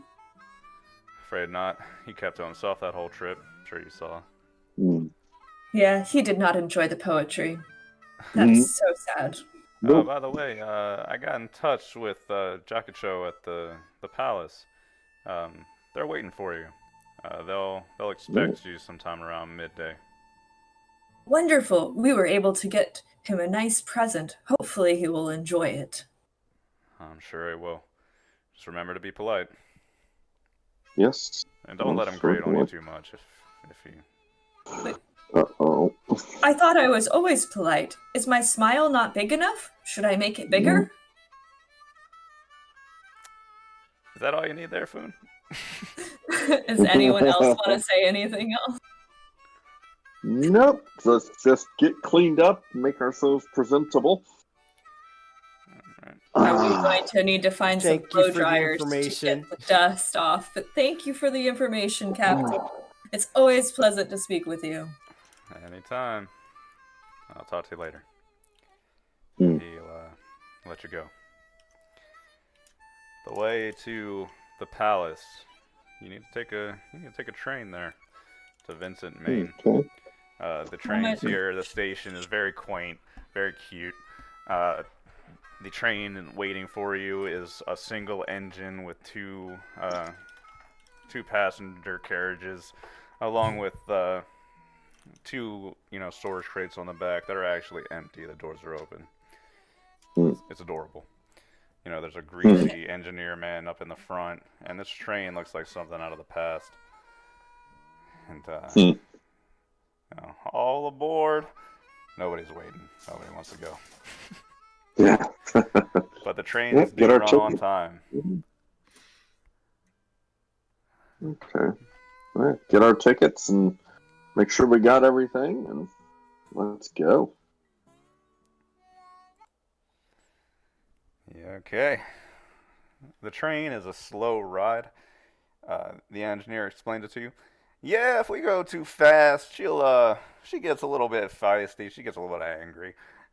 So if you ever hear her, screaming at me, it's all normal. We're just gonna slow down a little bit and let her rest. Okay. But So, it's all fine. The train ride moves along, and the scenic views are very nice. At least the train ride will pass along very steep cliffs and mountains, shallow rivers flow through.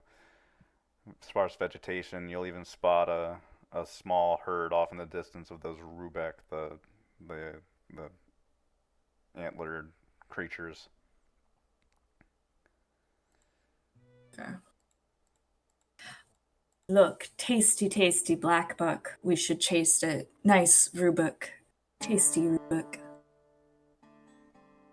Foon stares out at the window, looking at the things. We should get a hunting party. I wonder if the captain would like to hunt with us. It is polite always to ask people to hunt. we'll see. Do this, Foon. When we're there talking to him, Yes, wait before you ask if he would like to go hunting. I will wait. As you say. After all, it is his planet. I do not have the lands on which he can hunt from. True. But one can hope. The train arrives in a three-pronged station outside of Vincit, Maine. Vincit, Maine's more of the same. There's an above-ground building that you can see. That's only one story, and it's split off into three wings. Main, left, and right. It's worn down. This whole place is kind of just brown, stretching out upon flat land. There are a couple of entrances into an underground space. The palace is situated on a little cliffside, where down below it, at a steep curve, and then it gently curves out into wide open flatland plains that stretch on as far as the eye can see. It's all beautiful and dull. Man, is it dull out here. Oh my god. It's just... It is so interesting to look out upon this nice dusty area. Oh, it is. Oh, it is. But But the when you live clouds here of for 20 dust years... cause the lights to be very interesting. Yeah, that's a good point. There is clouds of dust. Clouds of bad, bad dust that you don't really want on you too long. With your filter mask, you gotta kind of like hold your breath, pull them out, and shake them out a little bit to, every little bit to just kind of clean them out, or else the air just starts smelling a little foul. It's a shame, really. This whole world is slightly strange. But at least they have water here. True. All out of the train, we are carrying on to Grunta. Carrying on to Grunta. Who has the bottle of port and will be presenting it as we are supposed to do as proper house? I'll keep it in the knapsack, but yeah, who should be talking to the High Captain? They should do a nice little bow, clean up the thing, and offer it to him. Has the bottle been dusted? There seems to be so much dust everywhere. I don't know when we would be able to dust it.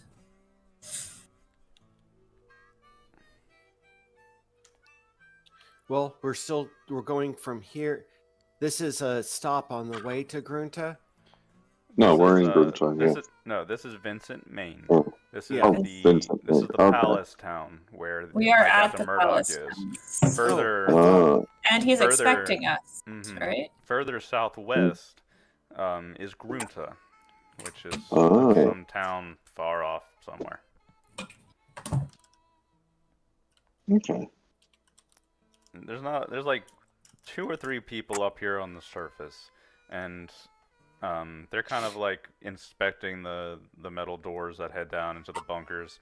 They're wearing hoods over their heads with jackets, and the typical clothing around here is like pretty light tunics and stuff like that. They're not too big on pants really. Uh, Mm. so, No but pants. when they're out here, they're wearing full length, full body covers.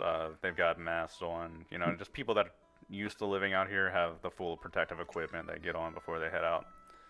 Mm. It's just a thing to maintain that your lifespan isn't cut short that much. Mm. The palace stands there, unassuming, dull. Uh, dull. Welcome to Hodon. Okay. So they're expecting us by lunch. Let's Guess we head should over. plan to get there. Yeah. So we walk towards the palace area. Hmm. We are looking about to see if there is anyone that will direct us, or are we able to spot where we're supposed to go? Well, the palace is really the only building on the surface out here. So if you approach that, you'll see that the doors, while big and metal, are completely open. Oh, we go towards the palace. Do we have a walking order? I don't think it matters. You don't got Yeah, We're walk to going the three forward, charging straight into Yes. And then we flank around the High Captain. I hit him with my power fist doing 3d20 damage. Roll for circumference. Anyway. planning on getting to, but okay. Walking into the mayor's palace like you got a fucking dungeon crawl on your hands.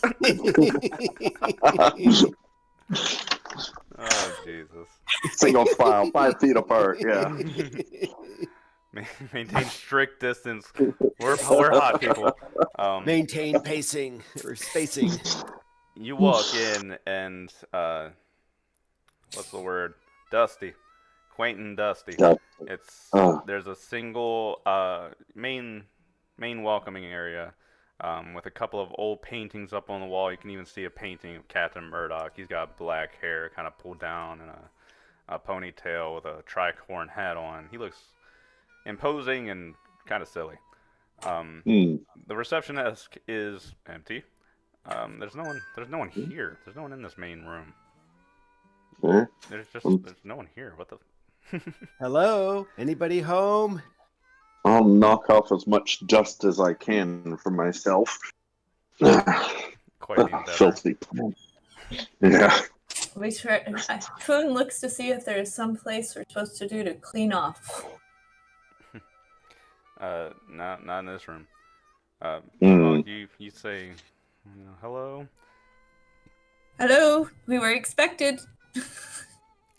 So you're forced to wait a minute. Foon tries to shake off as much dust as he can.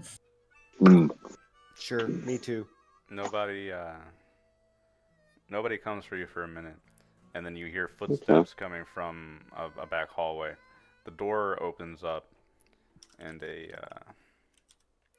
female Aslan, kind of pokes her head out, holding she's got a tablet in her hand, and she's wearing kind of professional clothing, and she's got dark orange fur, and her eyes are big and yellow with those cat-like pupils, and her tail kind of hangs idly behind her. Hello. Foon becomes speechless. Wait, Foon is speechless. Can I help you? Do you have an appointment today? Yes, we're expected. Captain Kennett arranged for us to have lunch with Captain Murdoch. Oh, Captain Kennett, yes, of course. You must be LeBlanc Hamish. And this is Foon. Foon gives a small little bow, but doesn't try to make anything. She goes, LeBlanc Hamish, and then you say that, and she goes, nothing. She doesn't say anything. Because I am not supposed to be she's noticed. gonna ignore you. She says nothing, and instead she opens up the door. Uh, yes, please follow me. Thank you. Hmm. We follow. Follow along. We going. All right. What do I want to play? Ping. You So walk we through. follow. Sorry, go ahead. Oh, so we're following behind. Yeah, she will guide you further into the palace, which is very small. As you pass through, there is a bureaucratic wing where it's just very tiny. There's, 10 or 20 people sitting at desks in a little brown room, kind of leaning over computers and doing administrative work. Mhm. Aside from that, there are assistants. You even see a little girl kind of poke her head out from behind a wall as you're walking by. A little cute black-haired girl just stares at you for a minute. Foon waves, even though he slightly has his head slightly down, being ignored by the only female Aslan he has contact with. If you interact with her, she immediately ducks out of view. She like eep and is Mm. gone. No, oh, the little child. Mm-hmm. But I is so cute and fluffy. Says the big muscle cat. Um, Big muscle cat. yep. So she leads Okay. you through wooden double doors. There's a window in the back with a small desk, and this room is just fairly small and not too much to brag about. There's another painting of Captain Murdoch there. The man himself is standing behind his desk looking out the window. He's dressed up for the part. He's got his officer shirt on and a tricorn hat. His face is pretty sharp and worn with his age and position. But he turns around and as Jakicho, the female Aslan, opens up the door and steps in. The travelers who wanted to speak to you from Captain Flynn Kennett are here. Thank you, Jakicho. Come in, everybody. Come in. Make yourselves comfortable. Welcome to my palace. Foon smiles you. at him and does a nice pseudo bow and allows the others to present the gifts. Yes. Thank you, High Captain. And I will We'll introduce pull out. ourselves. Yes.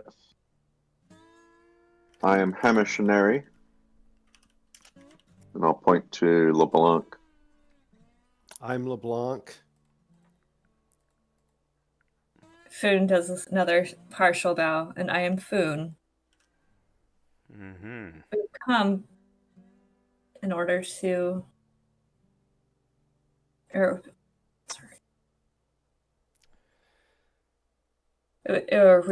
we're hoping to speak to you. He steps Yes. around his desk, leaning against it. My name is Murdoch Bukhari, High Captain of this little dirtball of a planet we've got here on our hands. And I've got myself a lot of soldiers and a lot of business going on that's just making my life really hard right now. So, what do I owe the pleasure of your appointment? What is so important that Captain Murdoch can give to you? Thank you for your time, sir. We are passing through and are in need of certain discreet passage. Excuse me? Well, Captain Kennett sent us your way. Mm-hmm. Discreet We're- passage? Yes, sir. What does that mean, exactly? We're going to... my compatriots and I were headed to Ia to provide medical assistance and aid. Let me get a... But we... Sorry, go ahead. Hamish, give him the gift. You're supposed to Yeah, give him yeah, the yeah. gift. Okay. And so I was going to do it at the end, but No, That do whatever you want. They're just whispering to okay. you. Yeah, yeah, just you know. Ed, Ed and Eddie style. But yeah, we're heading to Ia, and we need to make sure we get there without running across the wrong groups of people, ones who would interfere with our aid. Well, you are technically lying to him. So What? let's get a deception roll from you. Wait a second. Okay, Aren't we taking aid? we Aid? are taking aid. Yeah, but like Yeah. humanity. Okay, I see what you mean. You could sort of half-truth it that way. What do you want to roll? Is persuade or deception? I think. Ooh. And Either one's good for. Neither one is good for you. No, neither one's good for me. Let's see. Which skill set is it going to be done on? Intellect or Deception is going to be the better one. deception? Yeah. All right. So deception, intelligence. Sure. Okay. Oh, it should be charm, honestly, but Charm. Okay. Aw, can I roll to assist? are you saying anything? Um, What do you would you like to say? If you're trying to assist, you gotta. You have to speak. Or You're doing- trying to tell this captain that you want some discreet passage into a war zone. So you might want to choose your words carefully. You don't know his motivations or really anything about him at all. Nope. Nope. We don't. So weren't we supposed to be looking? It's an out of Captain character Digby. comment. No. Oh, sorry. Wrong one. Hmm. That's why. So, yes, we were just hoping that we could improve on the lives of the people. After all, we all know what it's like to be shunned.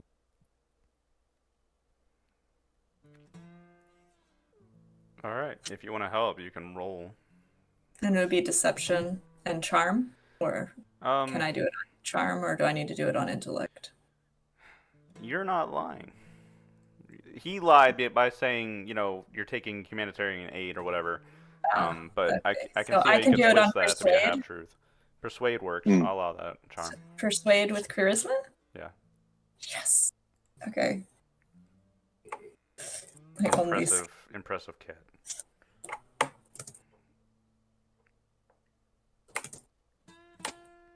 Hey man, nice cat. Oh, no. Ooh. Barely. Well, that didn't hurt. Okay. That'll give you a +1 on your roll there, Des. Okay. Perfect. All right. So let's see how my. Ugh, not great.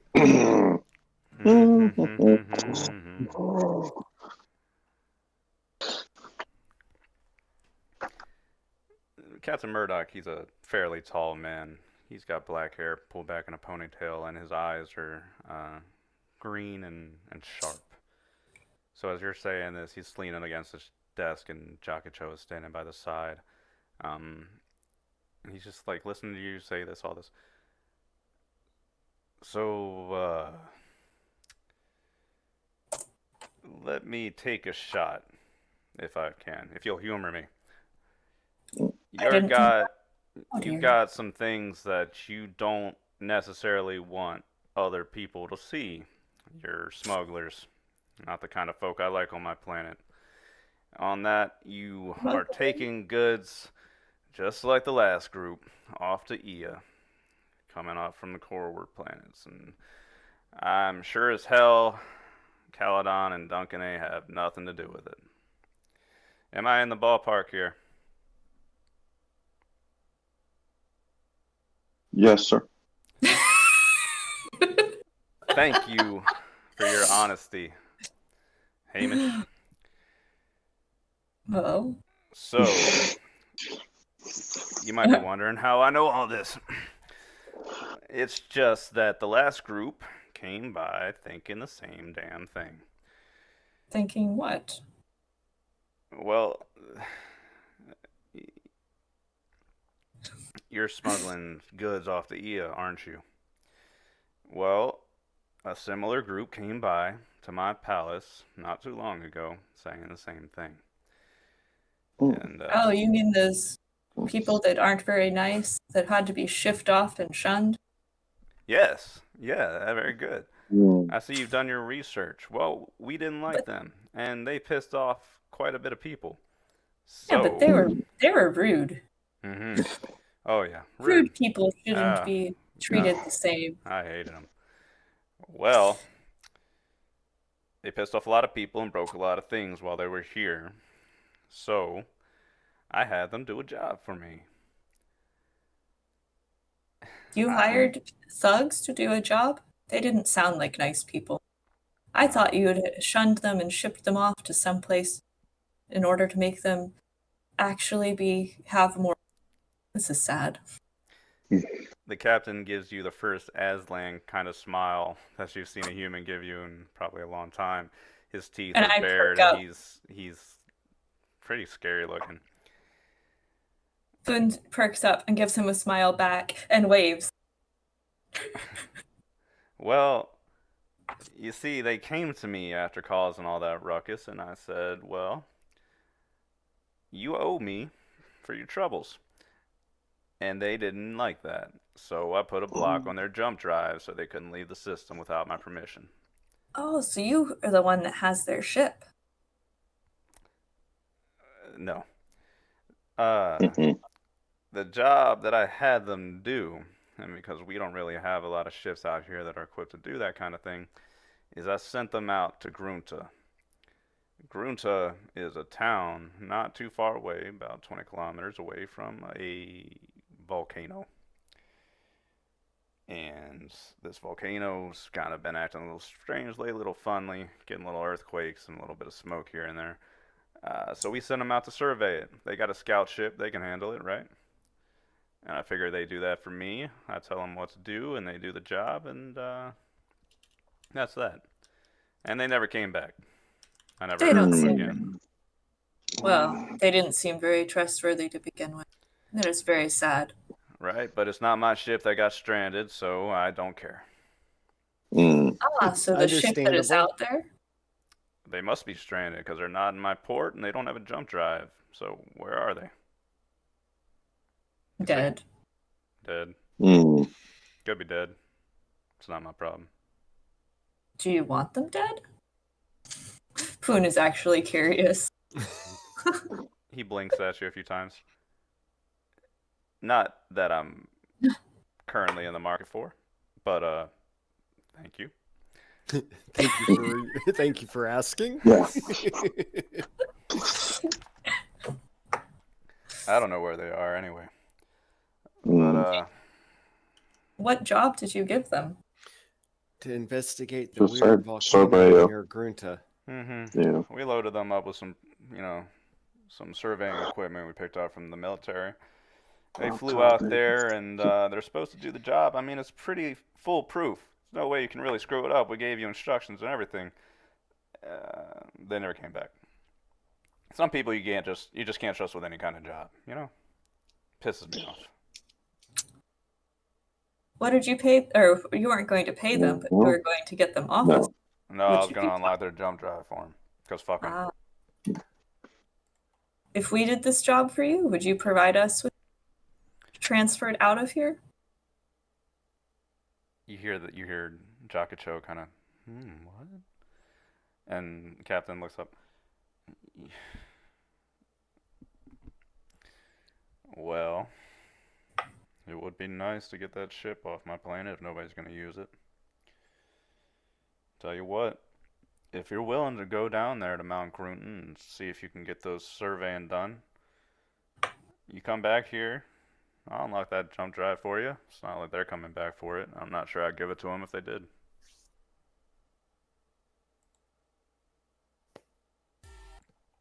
I turn to the group and smile at them, and just a little kitty half bow excitedness. I believe Foon would like to go see a volcano. Yep. Would like to go see a volcano about a man. I would like to go see a volcano. I have never seen a volcano before. There's a little bit of a hitch. Uh-huh. We don't have the parts to fix your ship up if it's damaged. Uh, Well, we don't know that it's damaged yet. That's true. Can't imagine why they'd abandon a perfectly good ship, though. True. That's a problem. Well, we could possibly sell it for parts. I don't know. I just want to go see the volcano. Actually, there is something. And, Jakicho speaks up. My mother and father live down on the other side of the mountain. They own a little bit of a farm and ranch there. They know all the locals in the area, especially around Base Town, near the bottom of the mountain. What if you spoke to them? They might know a local who could have parts. I know there are many scrapyards out there, although they're all rusted and worn down. My parents, promising. My parents are named Onaga and Suda. They live out there with a couple of my kin as well.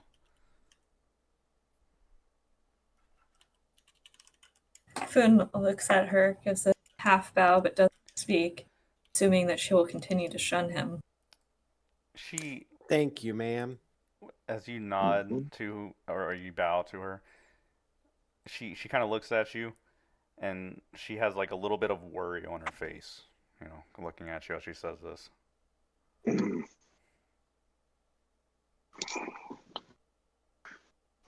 Aslan politics.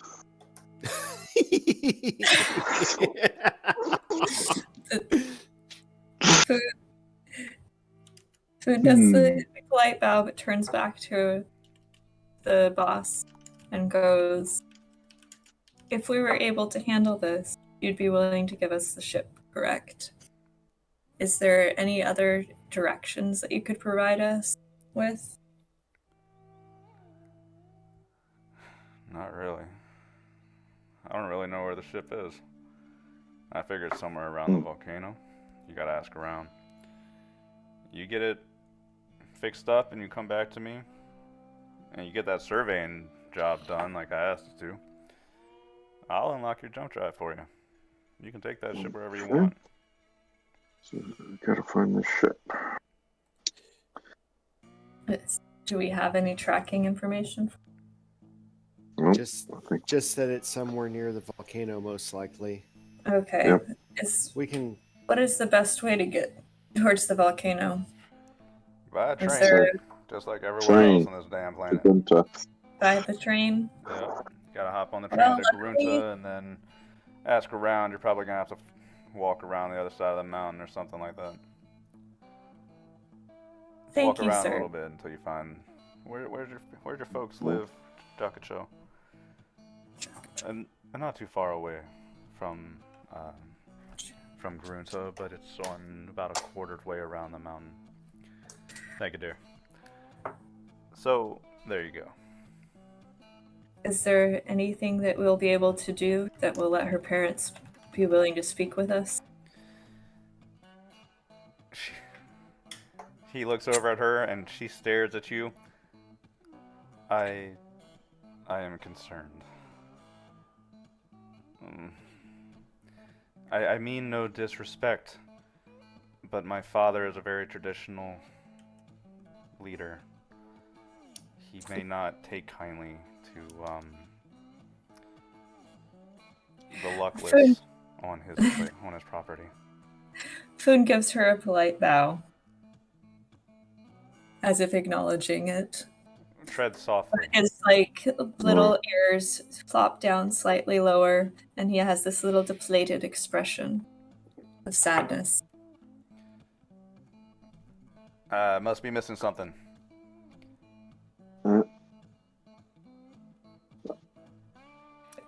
He's I'm not sweet on sure. her and is sad that everybody is shunning him because he's been Yeah. cast out.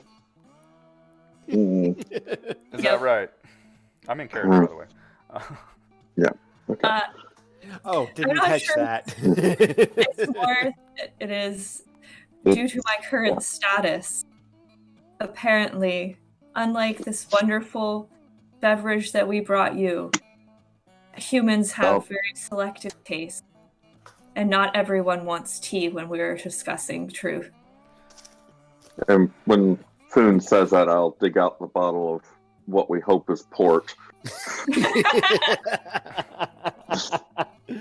You give the gifts after asking for the favors.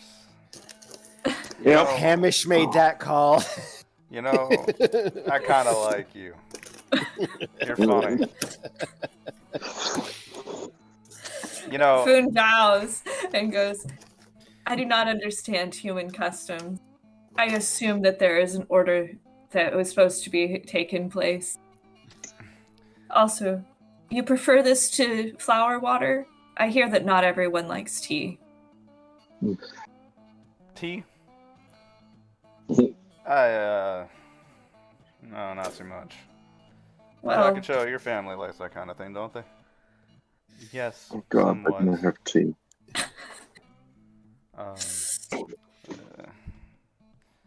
The courtesy of my father's house may be traditional, like I said. Well, there's nothing we can do about that. True. Okay. Sounds like we got a plan, so Yeah. I suggest we go find some tea to bring for our introduction. I don't think we're gonna find tea in the middle of nowhere. we're not gonna find tea. I'm in a good mood today. Smugglers. Okay. Smugglers on my planet being so bold in my offices, coming to me asking for help and all sorts of things like that. Well, that just kind of pisses me off a little bit. But, you know, we're all here allied against the same enemies. We're all working towards the same kind of goals, and I know that, well, just because I know what kind of job you're on and who it's probably from, we have similar interests. So what I'm not going to do is hand you over to the Duncan A military, and they're not going to hang you for being smugglers. But I am trusting you. I know your names, I know your faces, I know what you're going to go do, so let's have an agreement right here, right now between us. Yes? Foon Yes, gives sir. us a small bow. Agreements are good. What Then sort we- would you like? The kind where we agree and nobody ends up hanging from a tree. I like those kind of agreements also. Me too. That's the spirit of Duncan A right there. Well, next train leaves to Grunta in about 3 hours, so make yourselves comfortable. But climbing trees is so much fun. I'll explain it later, Foon. You are not very used to humans yet, are you? No, I am not very used to humans. They have such strange cultures. I did not do well as an envoy. He adapted incredibly well to us in so many ways, and in so many other ways he hasn't a clue in the world. She actually smiles a little bit at this, laughs. I can understand. We came to this planet as a girl, or I came to this planet as a girl. We were forced out of our homes and picked up, and we were allowed to live here. That's enough story time. I don't want to hear this.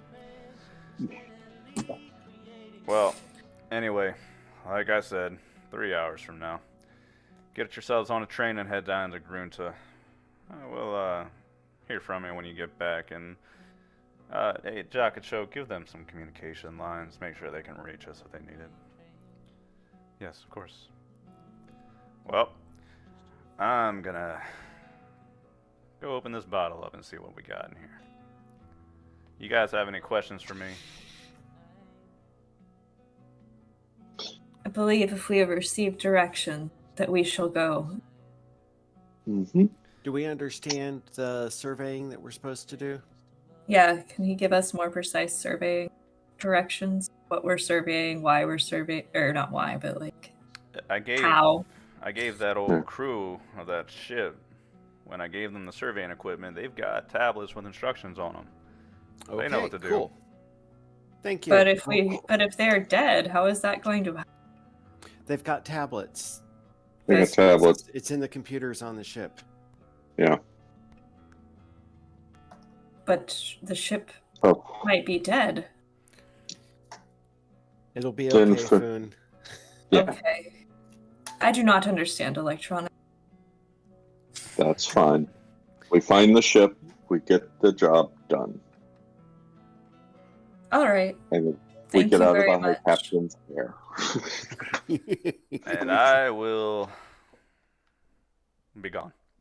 And the High Captain, he walks out, eyeing his bottle. What the hell is this? That's He what we're leaves. dying to know. Jakacho is alone in the captain's office. Outside the window, you see the valley stretching out. It's close to about 9 a.m. right now. Jakacho eyes the three of you, especially you, Foon. She seems unconvinced but professional.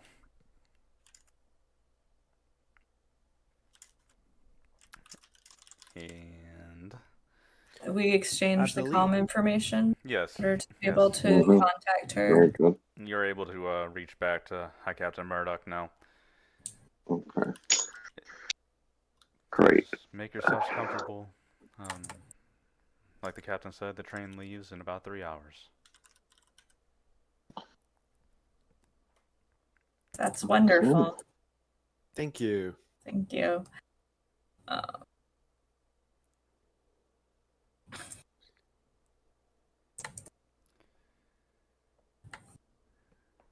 The culture here is much the same.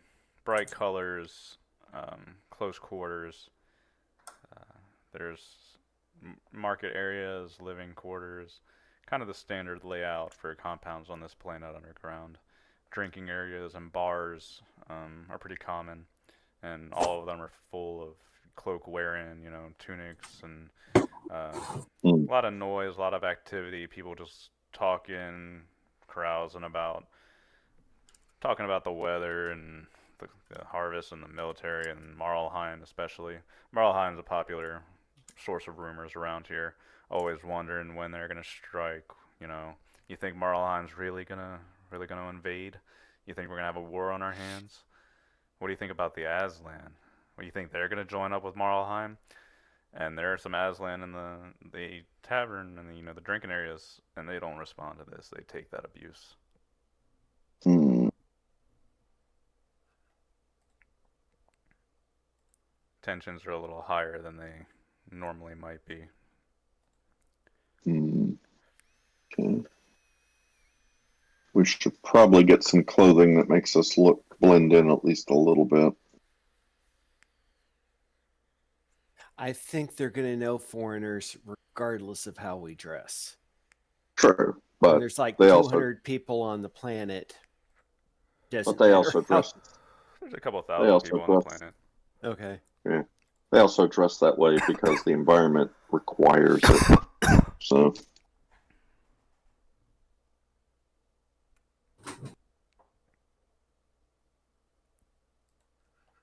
Now, is there anything we should be picking up for walking around outside?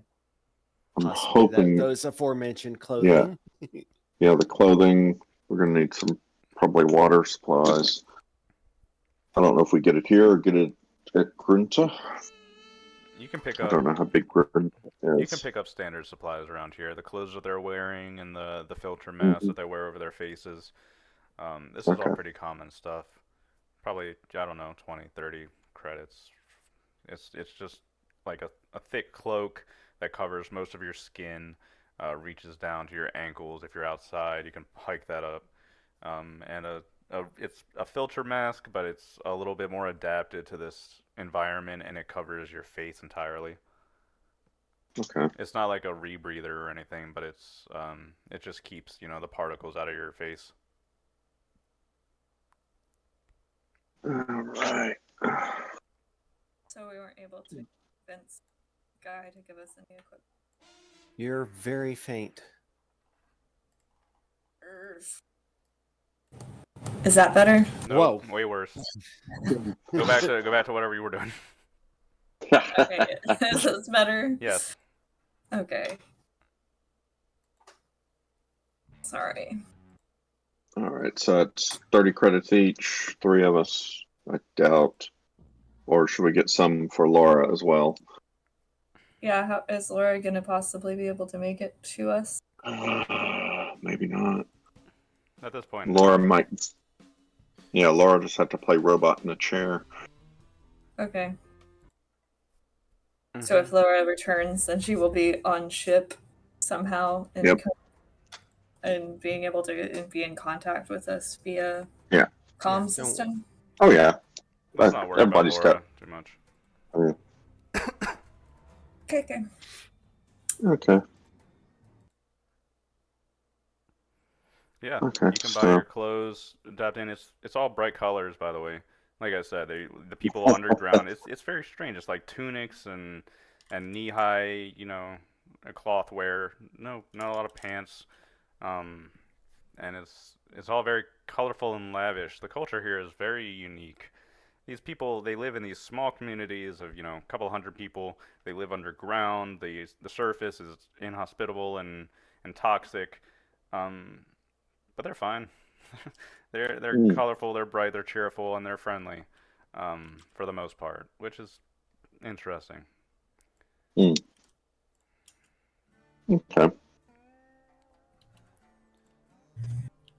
So you buy your clothes, time passes. Alright, Once clothes. you're ready, we can move on, get on the train, and head out. Is there anything else we wish to bring? Just make sure we got some water and whatever little ration bars. It might take a day or two. Ration bars. They're so sad. Now, does either Foon or LeBlanc have like binoculars or something like that? So the stuff I have with me is the weapons and a mechanic's tool set kit. Okay. I've got light intensifying IR goggles and my forensics kit. Yeah, I do have plus on things like recon and night vision type things Okay. because of being in Aslan. Just don't ask me to Okay. do something that involves dexterity because I am not dexterous. Well, that's fine. So it's are there any binoculars or something like that? Because we're going to have to be looking at large areas. You're looking to buy some binoculars? Yeah. Yep. That's fine with me. Okay. What does the store say about that kind of thing? I was just about to look that General up. survivor gear, binoculars, price 75 credits. Okay. That's not that bad. No, for a fine pair of binoculars, 75 credits, like a good pair of binoculars. Yeah. Not too bad. Yeah, it's not bad at all. The electronic ones are 750. Yep. Seems like All right, there's so different ones between here. I'm guessing we're getting the standard ones. you get the standard unless somebody really wants the electronics, but I think the standards should. We'll Standards. each carry one. So I'll catch up the group fund. I can't carry them. You can't? You're floated out? I'm loaded out. Okay, so 2 binocs. Easily. Although I need to add them to my sheet. Okay. Excellent. Is there anything else you guys want to pick up? Because we're kind of leaving main civilization here. How much are the binoculars? Yeah. Weight? 75 credits. No, weight. Yeah. Oh, One. 1 kilo. Thank you. So we need a couple of days food, couple of days water, and probably basic tent or something. And some type of cover. Yeah.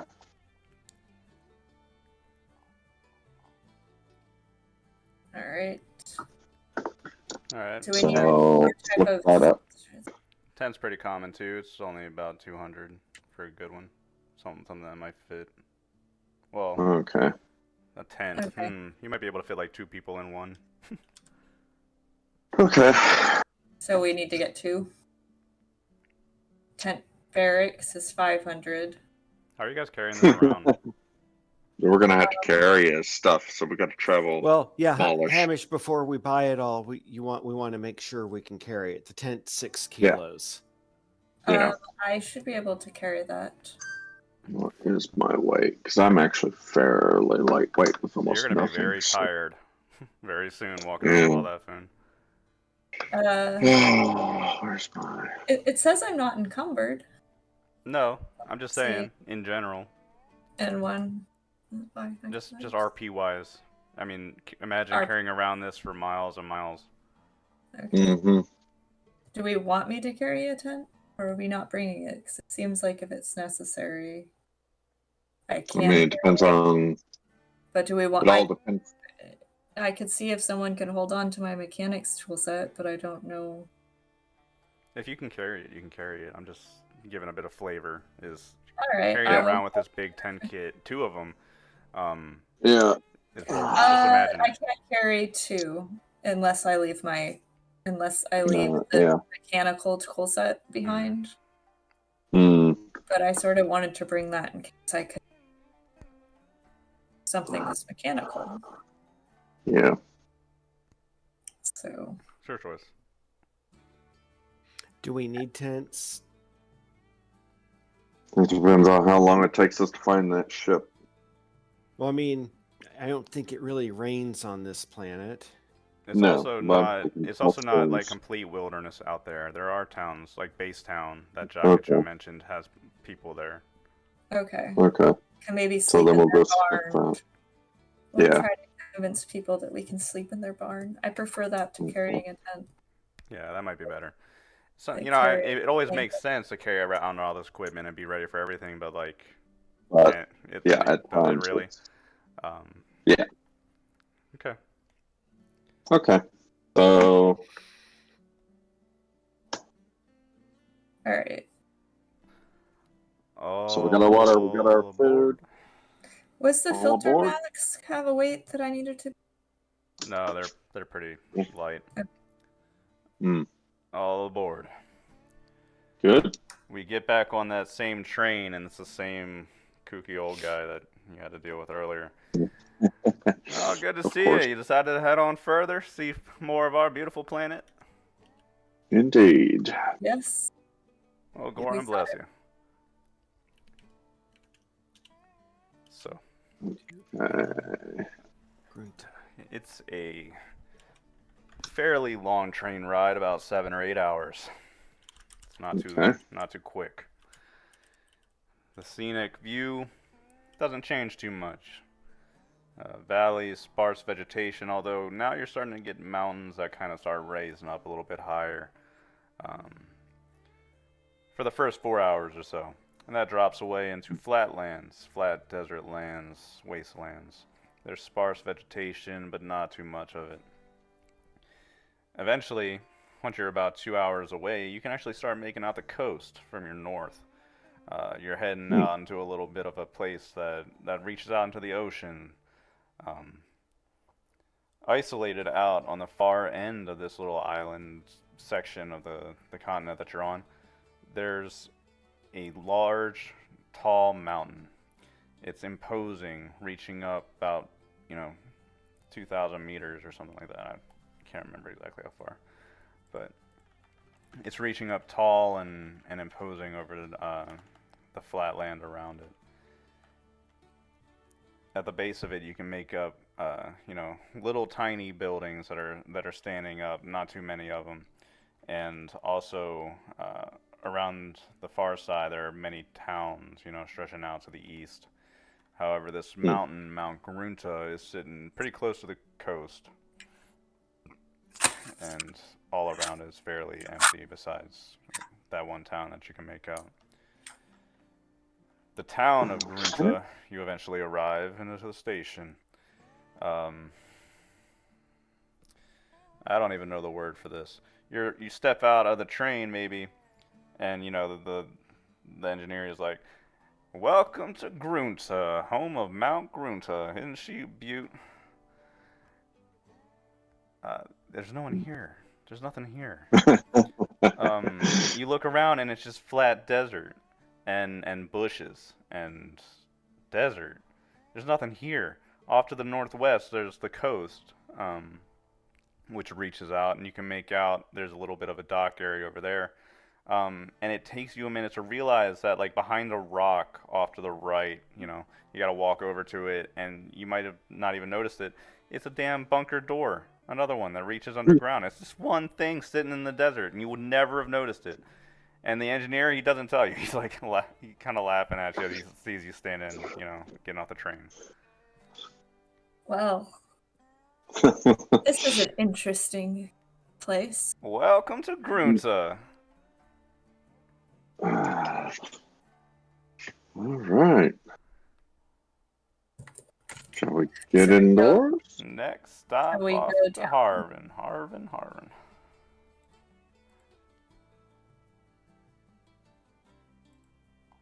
Well, head on over. Let's get in. Okay. I just realized I was muted. Oh, Did you want to do something?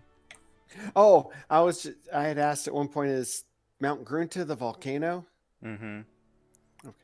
You can assume. Okay. So. Okay. So I'm imagining that we're staring out on pretty much a dusty landscape that With the with the Right. door in the middle. with a little Jakacho tiny bunker. told you that if you head down, and it's a bit of a trek off to Base Town, and then if you head around the mountain from there a little ways to the east, you'll eventually reach her parents' ranch, farm, whatever you want to call it. okay. It's just flat. The wind's whistling, the sun's beating down on the desert. The train toots its horn a couple of times and chugs off into the distance along the track, leaving you in the middle of goddamn nowhere. I want to see what's behind the bunker door. Yeah. You go and check that out. Grunta. Let's talk about Grunta. Grunta is more of the same, an underground compound.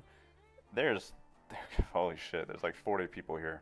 It's They a all pretty know big each- compound, and there's a lot of space, but there's not a lot of people here. Instead, they're using that space to give themselves, like larger rooms or space for kind of old-timey machinery, kind of producing what they need. Rudimentary, futuristic blacksmithing equipment, life support equipment, producing clean air inside the bunker, and it's all maintained by about 40 people who are. As soon as you open up the iron doors and step down, there's 15 of them sitting in a common area that come right down from the stairs, and you step down and they're dead silent and stare at you. Right.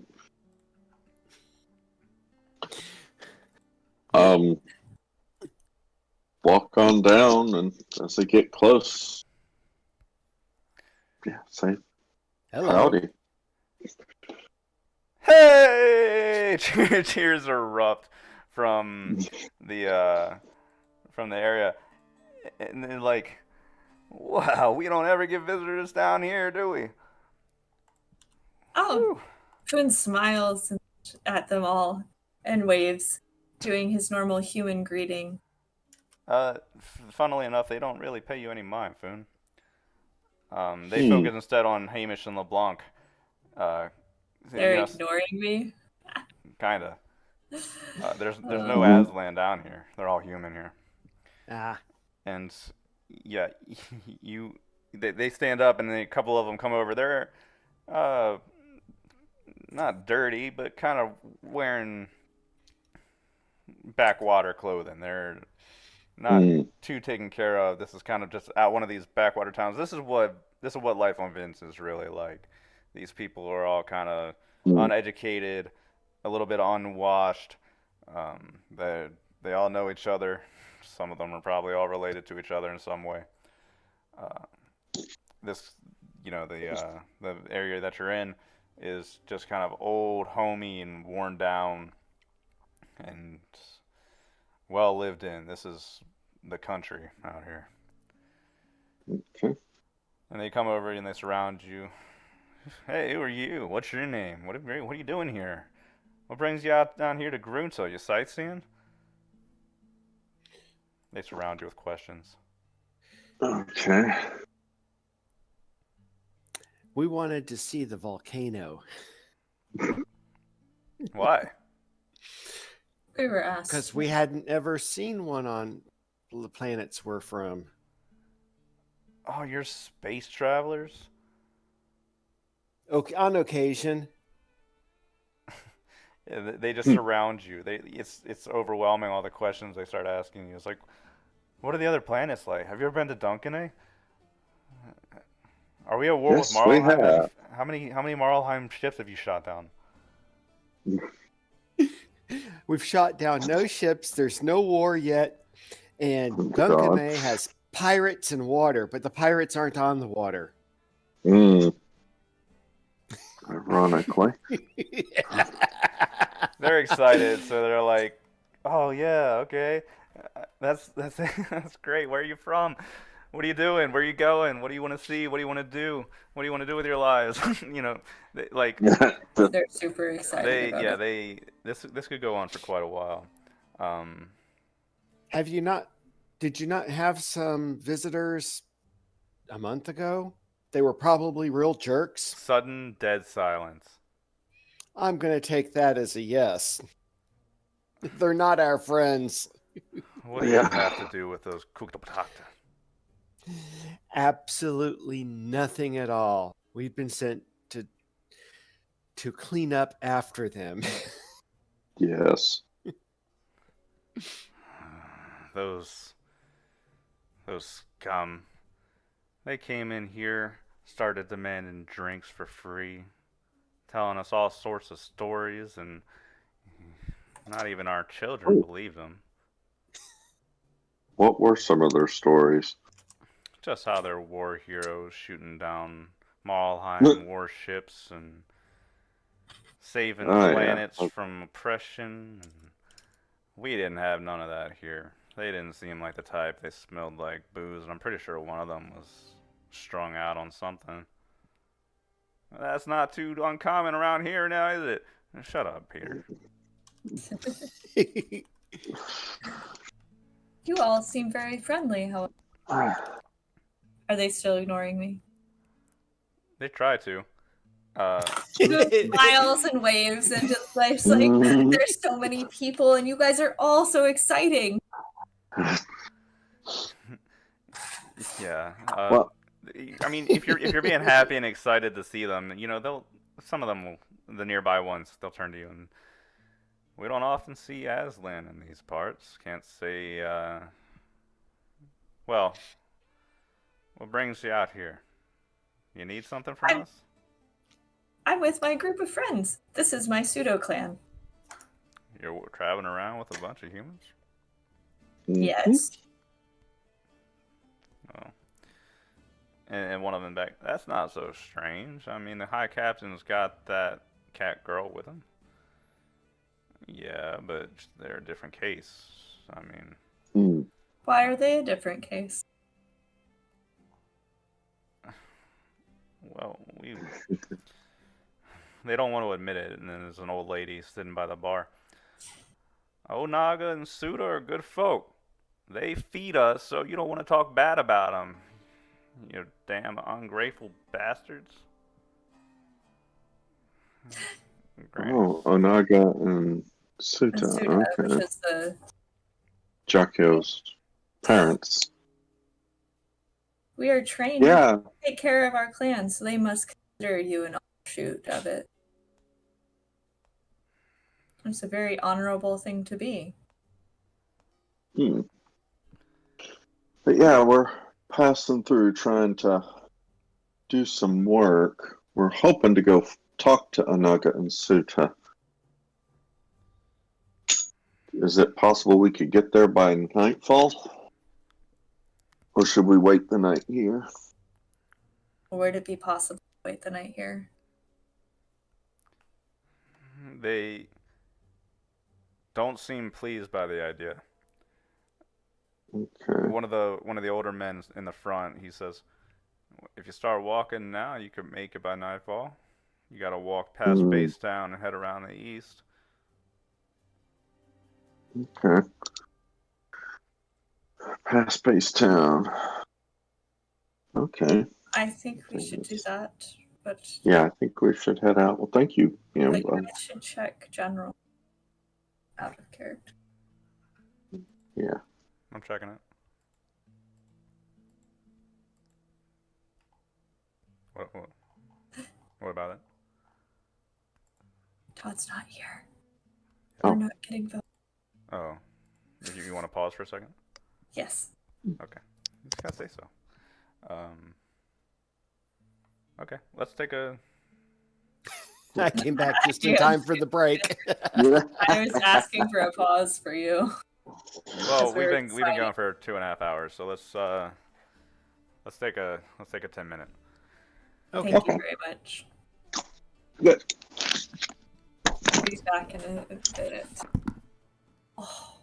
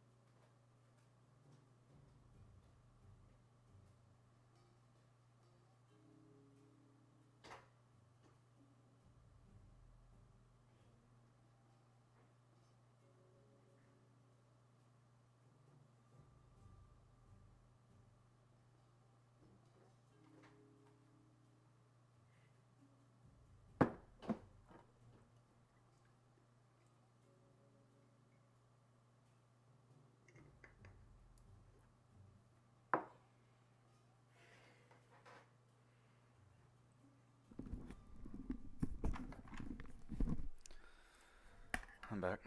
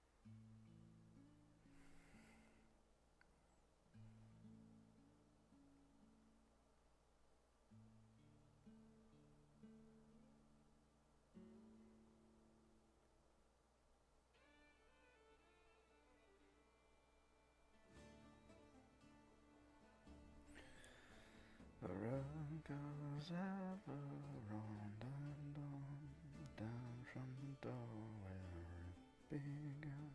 Now far away the road will run, and I must follow if I can.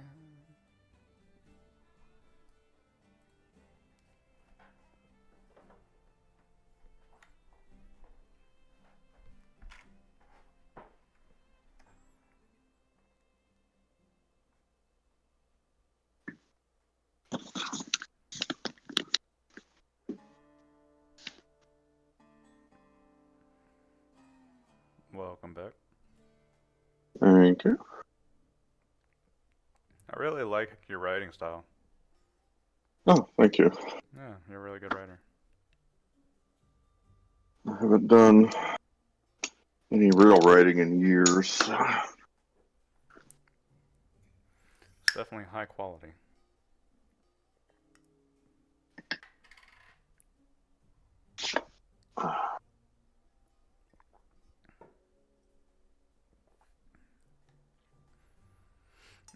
Coffee.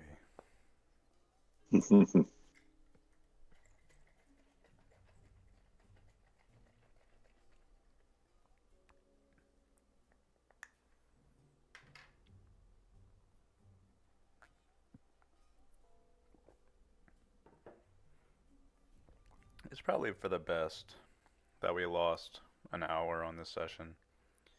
Mm, We can split it into two. yeah. Wise. 'Cause I have to go in about an hour and a half. Okay. Okay. Oh, So we'll probably end up splitting this session in two, which is fine. Big session. Yeah. Oh. It's Yeah, and okay. it works good for us because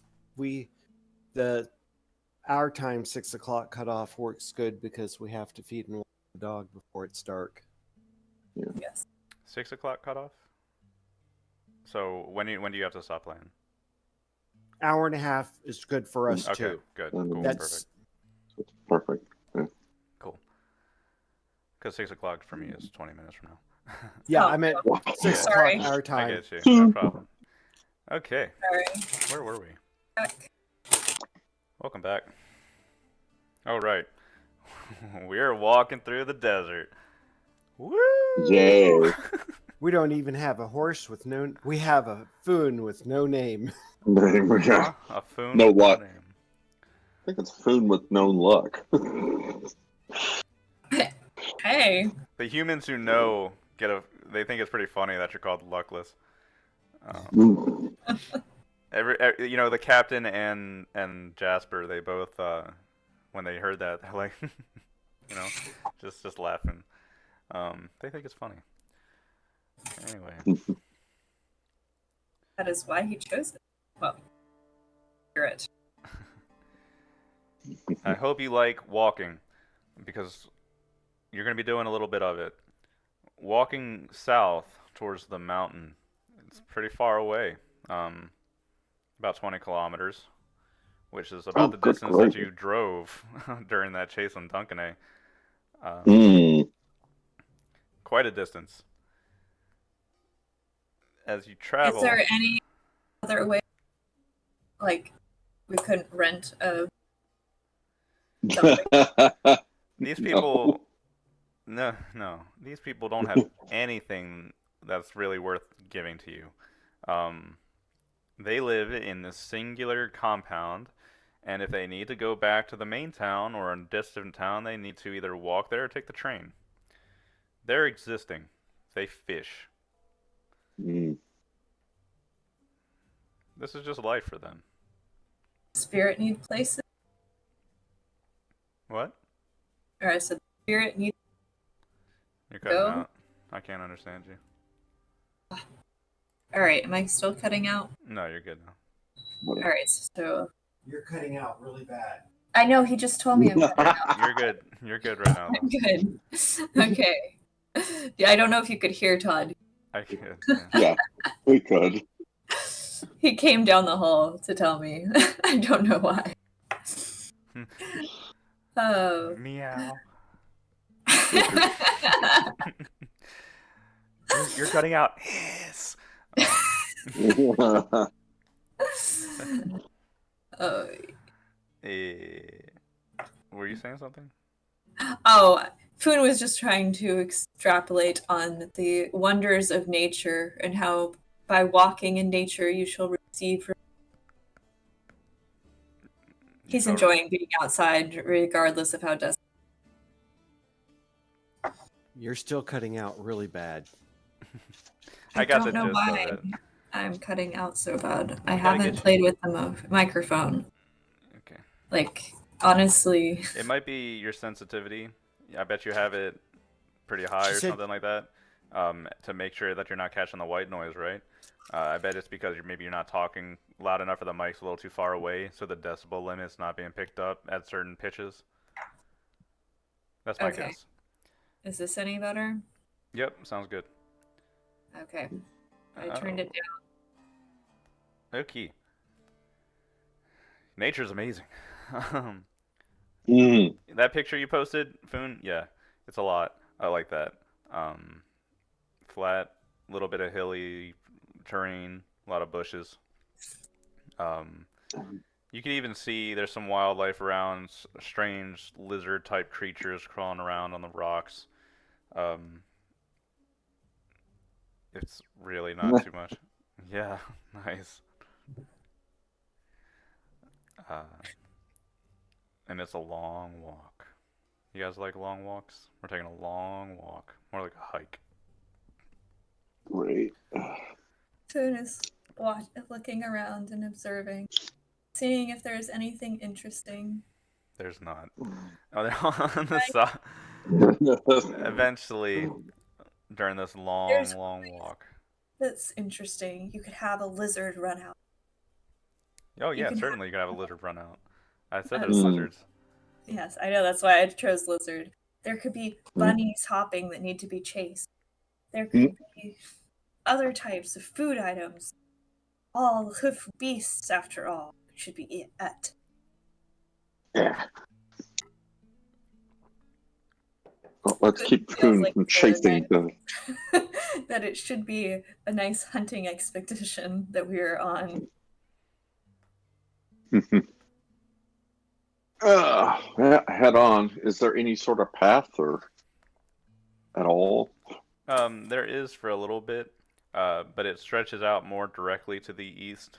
And your road needs to take you towards the mountain, on the east side of the mountain. So, Okay. you're gonna be forced off the road eventually, and we can Okay.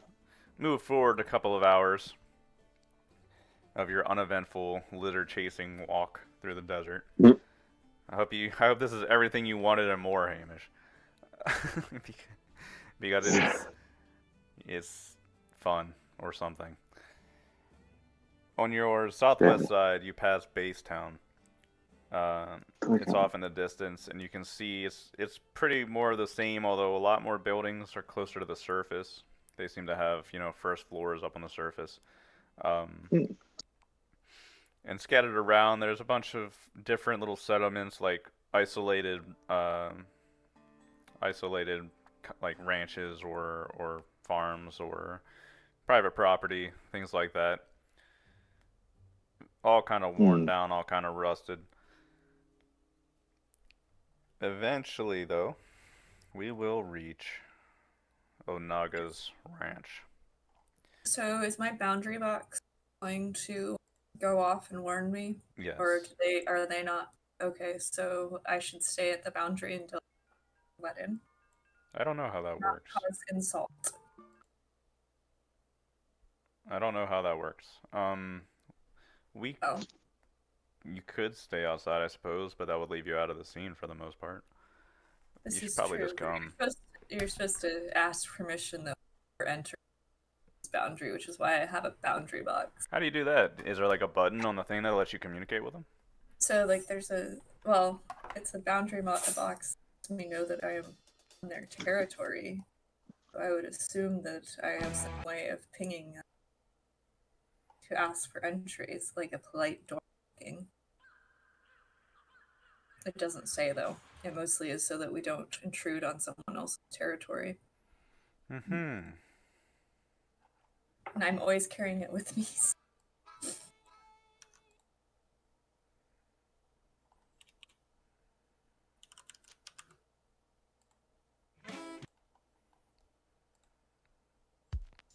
I think for a second. It's tech level 7. That helps at all. So, Onaga's ranch, it's a wide open fenced off space, and you can see there are some pretty lean looking hoof beasts, only about 3 or 4 of them off in a corner. You're not really sure what they are, but they are hoof beasts of some kind. Uh, aside from that, it's all kind of standard fare. There's a lot of rusted junk kind of laying out there, machinery and bits of parts. Um, Wide open field aside from that, leading all the way up into their house. You can tell that it was put together by hand. It's got a bit of jagged edges to it, and the rooftop kind of points in an unusual way, whereas most of the all the other buildings that you've seen so far have kind of had rounded tops. This one points up in a kind of pyramid shape with points coming off of the edges. It's not too big. It's only got about, like, from what you can see, 4 or 5 rooms to it, but it's quaint. If you get a ping on your boundary box. You are alerted that you are entering a male Asman's territory, something he's staked out, claimed for himself. Okay. There's I figure if you have this kind of technology, like, there has to be some way, or maybe not. You're just aware of this. What you choose to do is up to you. I'm gonna go ahead and say that there's. It's a human-dominated. Sorry. No problem. It's human-dominated world, so he might not be happy with the cast list coming on, but it's not like, trespassing on an Aslan. Well, you are correct to be afraid to do so. Yeah, I would. Aslan are. If I could do the pinging of some sort, it seems the most appropriate, but it also seems inappropriate to just tromp up there. Especially since we didn't bring any gifts. Nope, we didn't. Alien. Where is this a core? What book are the Aslan in? Aliens of Charted Space. And Boundary. Todd just sent a picture of it. Necessity. The boundary box contains a map of the planet's surface, demonstrating which territories are owned. Additional map. So it's not a. Yeah. It's not a comm, not a communicator. Yep. So there's nothing you can do about that. And just stopping out here in the middle, wherever, seems like a bad idea. But my ears flatten and I continue walking, feeling slightly sad. But I fall in behind them to show that I am their Aslan.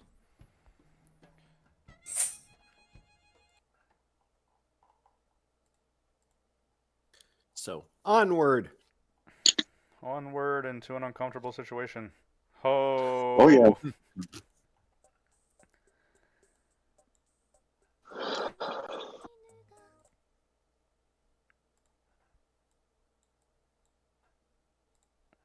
Okay.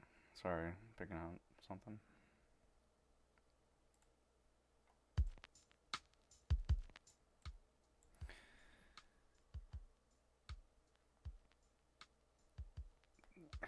If you enter, or no, not if you enter, sorry. You approach the building. All is fairly quiet, although you can hear a little bit of activity inside. There's the voice of, sounds like some kind of child. High pitched, got a little bit of a growl to it. Just yelling out something in what's the language? Troke? Is that how it's pronounced? Troke? Yeah, troke. Yeah, yelling out something in that. It's a little kid. He's calling out, yelling something about a sibling, and they're arguing about something. Just general child banter.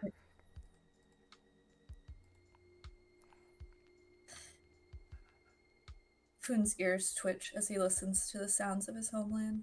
And they are slightly curled in as if Yeah. being slightly. A little black plume of smoke comes out of a pipe from the ceiling, and something smells pretty good too.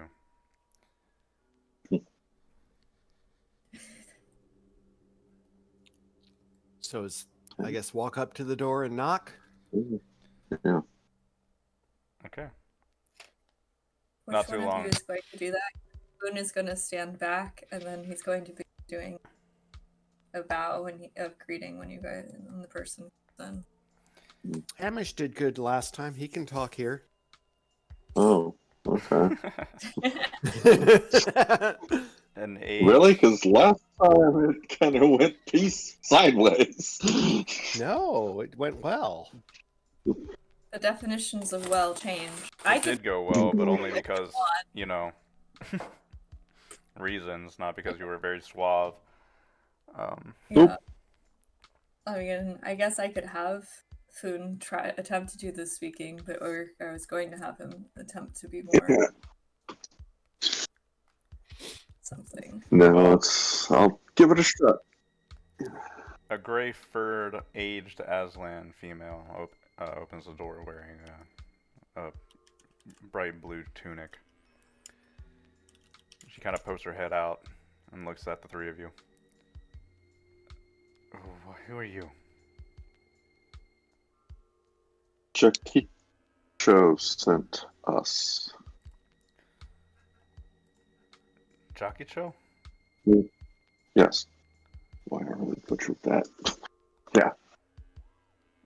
She sent We're you to performing- us to speak with us? We're State your name. performing a service for. Sorry, Yes. Oh, you're correct. I am Hamish Inari.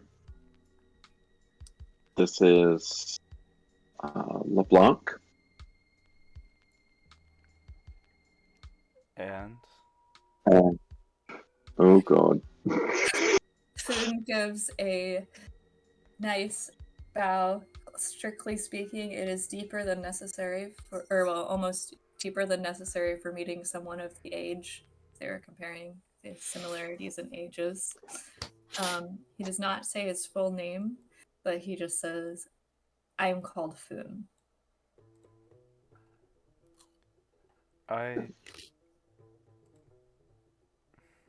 Jakicho sent you?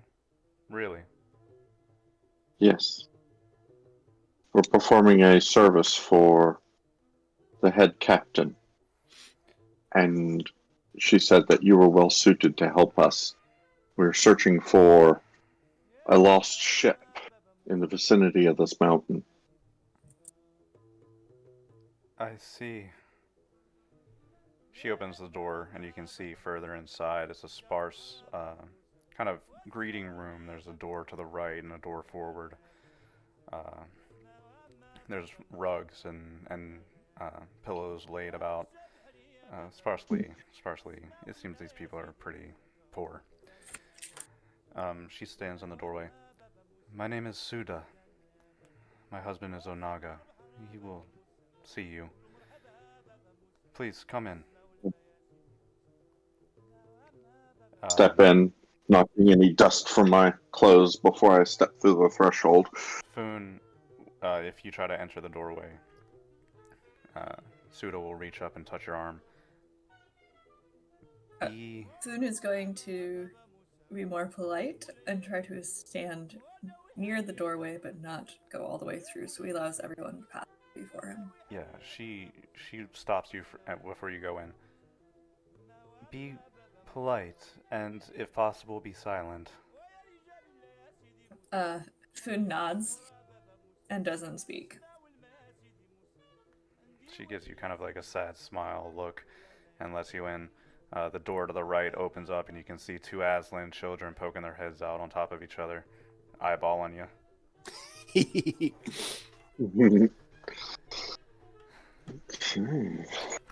Thank you, ma'am. Suda will nod to both of you. She goes back to the back door and clicks it open, and she steps inside for a moment, disappears, and the two little The two little Aslans stare at you as you stand in the room for a moment as she leaves you. I'm going to wave at them and smile. The one on the bottom kind of pulls away a little bit, but the one on the top bares their fangs. Little fangs at you. Finn smiles but keeps his head slightly down in order to not cause any more scenes. The door opens Although again. his ears are still slightly wilted and his whiskers almost droop with sadness. Suda opens the door. Come in, please. Okay. Sitting at the far end of a pretty empty room. It's all been spaced out. There's a little desk that is meant for kneeling at. There's no chairs. You're meant to kneel with a little bit of paper on it. There's parchment kind of posted up on the walls of Aslan art and writing. And at the back, towards a little shrine, is a dark gray furred cat. He's kneeling in white robes, kind of the similar fare of everybody else, although he's wearing the long version. And he seems to be sitting there facing away from you as you enter in, kneeling on the floor towards the shrine. Okay. This is my husband, Onaga. Onaga, these are travelers. They wish to speak with you. Jakicho sent them. You see Onaga, he moves up on one leg, from his sitting position, turns and faces you. His eyes are wide and emotionless, that cat way where you can't tell what they're thinking. Wide-eyed staring at you, long gray whiskers and patches of gray through his fur.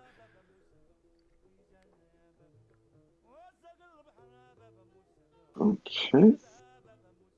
Hold on. He sits silently staring at you. Foon gives a polite bow but stays quiet, hoping that by bowing he will the others in order to do similar. Yeah, I'll bow slightly. Go, Yes. greetings, Onago. Bow. Greetings. Who are you? My name is LeBlanc. This is Hamish. The silent one is Foon. Foon. Your daughter, Jakicho, sent us suggesting that you would be well placed to help us in our search for a missing ship in the area. He stopped listening to you at Foon. Mm. His head turns and he stares at you from that point on. What is your clan? Mm. Forgive us, sir. He is clanless. We are his. Be silent, clan. human. Speak.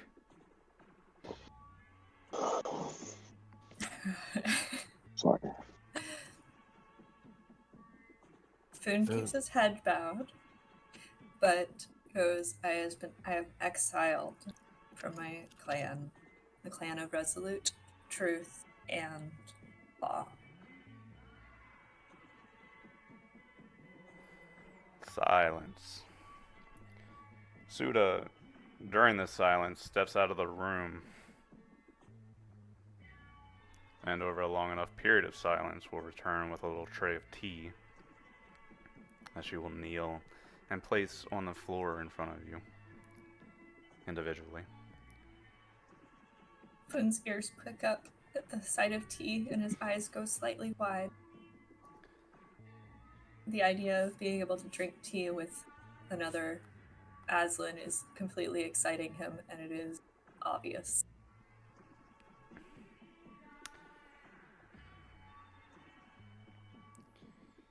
For the moment, he reaches down and takes his cup, drinks it in silence, and then he sets it down tell me, how is my daughter? Who's he looking at? Yeah, who's he Nobody. directing that Nobody. to? He's kind of aimlessly asking that to the Hmm. room. She Nope. appeared well when we last saw her, sir. She should know better than to send rabble to my home. And he is cold and emotionless like a cat, but you can sense this kind of cold fury in his words. What business are you here on? We are searching on behalf of the Hi, Her- Captain. the head captain for a ship that went missing in this area while doing a survey of the volcano. The crew, I understand, rude louts. I see.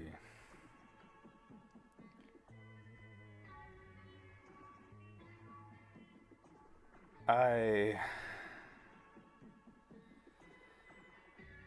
cannot help you. I'm sorry. Please leave. Thank you, sir, for your time. Foon's ears wilt slightly. Suda stands there. Onaga. I will not abide such trash in my home. You should have known better. You are not welcome among true Aslan. Foon's whiskers and ears wilt more, and he goes, in honor and in truth, I may still stand firm. I will go outside so you may speak with those that you are willing to accept. He's gonna go walk out the door and leave the rest of the party. If you stand up, he will stand up as well. Wow. You have insulted me. Have I? You have. Stepping foot on my property. Come, I see. I challenge you to a duel. Sir, Can are we- you sure you wish to duel me? I'm sure. You have dishonored me.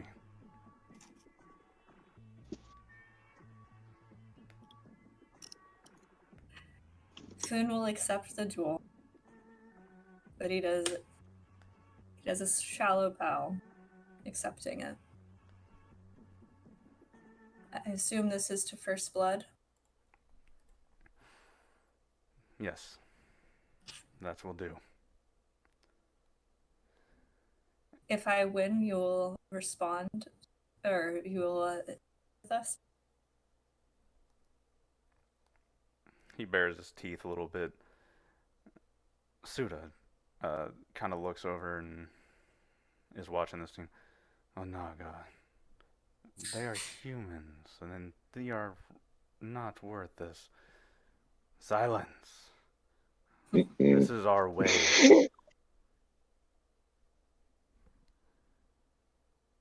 So, they make a bit of space in this empty room.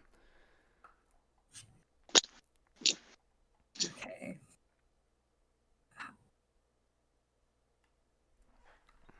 Out of character question. How are we doing the Don't they have dueling claws or something?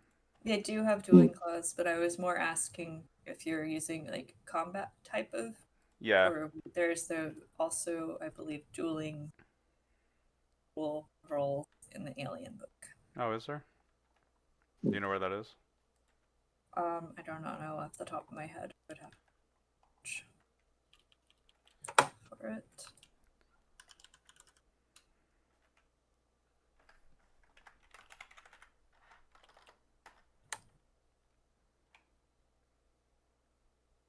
I'd prefer combat rules. Okay, let's do combat rules. That's what I was gonna do. Yeah. That's That's good. Let's do combat rules. Okay. Combat rules. Claude, natural, combat. Yeah, Claude. sounds good. Pog. Okay. So, attack. All right. Onaga challenges you to a duel for daring to step onto his property, being an outcast and clanless as you are. And you can tell he's a very traditional, old kind of Aslan, and, well, he's just kind of stubborn that way.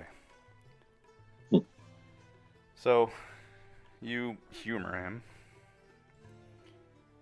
Okay. and agree to a duel. He stands across from you in this room. Suda is watching in the door behind you. You know, the children are poking their heads out, watching the battle as well. Let's roll initiative if we have nothing better to do. Wait, initiative is based off Dext or int. dex. Thank you, sorry. And I think it's isn't it athletics, dex, or Right. Or tactics? Tactics. I thought tactics is a Yeah. second Tactics roll, and- but yeah. Maybe. You could do So- tactics if you did int. It's like int tactics or dexterity. I think that's it. Int Something. tactics. Somebody could double check. Terrible roll for me too. Looking now. I'm like, Not I want it bad. to be leadership and charisma. Alright. Right. Why can't I roll charisma for everything? Alright, so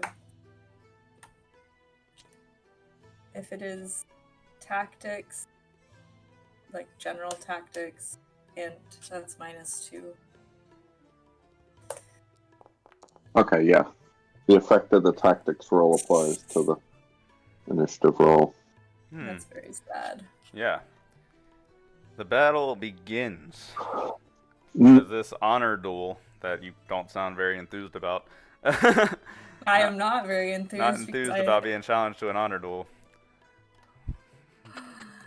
Not Hamish and because LeBlanc are like, he thought the girl was cute, so he doesn't want to really That's- beat up her dad. So it is. Alright. Oh wow. Okay. So am I doing a roll against? Correct. Or Did you ever see what Dueling Claw? Oh. Is that what? so you're gonna be doing a healing claw. If you go to my sheet, it says claw. Oh, okay. Claw fight, natural melee. Damage is D. You do the roll for D1 plus 2 for One claw. 1d6 plus 2? 1d6 plus 2 is damage. For you, because you have the strength bonus. No, that's like the standard roll. That's a standard roll. Okay. My attack is 3. I don't know. I'm assuming. All right. So you just killed me. Is that all your endurance? So endurance. Is Yeah, the how only much thing endurance that do you we're have? hitting it And do you have any natural armor or anything like that? I have 11. So you did pretty bad damage to me already. Gotcha. So you have 11 endurance. I have 11 endurance. All right. Yeah. So now I Onaga have- leaps forward, and despite being an old cat, he's fairly swift on his feet. He runs at you swiftly with claws, bearing down on you. Scratches at you pretty heavily. Hasn't And broken the battle blood, is but over. You know, swiping, really getting close and almost damaging you. Okay. So I can roll to counterattack, Mm-hmm. correct? Yeah.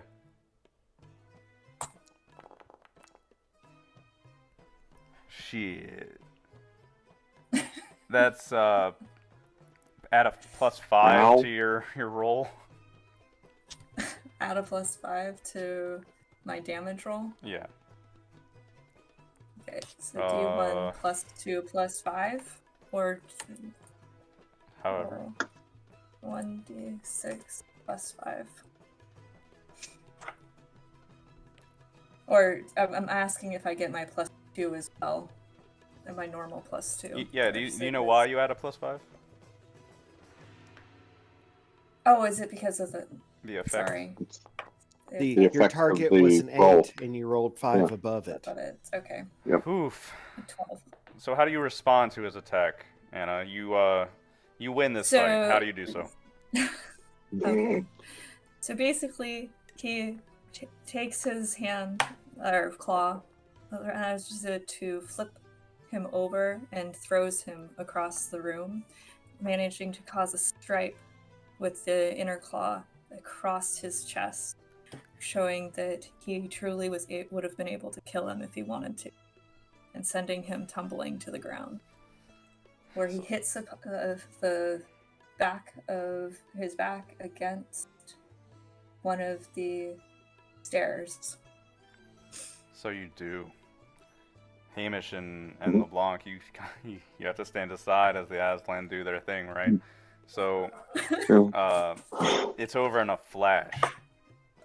Onaga lunges forward, swiping a claw at Foon, and he's very fast. Like he's extremely fast, but Foon quickly just takes him by the claw, and in a blink, Onaga is sent flying across the room, tumbling until his back slams against the altar, and he lunges forward, coughing. Suda runs over and like kneels by him. That's enough. You win. That's enough. Let's stop this foolishness. Foon does a polite bow. Goes, I believe we are done, mistress. Onaga. Yeah, we're done. I see. He stands up and, Suda helps him to his feet. Very well. The man you're looking for. Well, actually, you asked about the spaceship first, didn't you? Yeah. He says there was a ship. It came down here and hovered over the mountain for a little bit, and then it lowered itself down into its center. We kept an eye on it for a couple of days, but it never came out. Did you ever hear from the crew? No. They never stopped by here.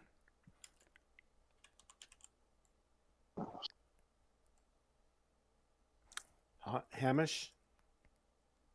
I'm actually trying to catch Suda's eye. You can do so. Yeah, she looks at you. These Aslan are hard to read, man. They're very blank in their expressions.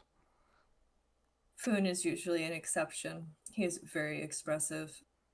Bow to her and say, "May I treat his wounds?" She shakes her head at you. He would not allow it. Understand. Just bow politely. Jakicho sent you here because the initial issue was they don't have parts to fix the ship. Right. And Jakicho suggested that her family might know somebody in the area who could help you with that. That was going to ask if Foon is going to ask about that. Basically, Jakicho sent us here in order to make some further connections, specifically to know about ship parts. I had hoped not to trespass too much upon your house.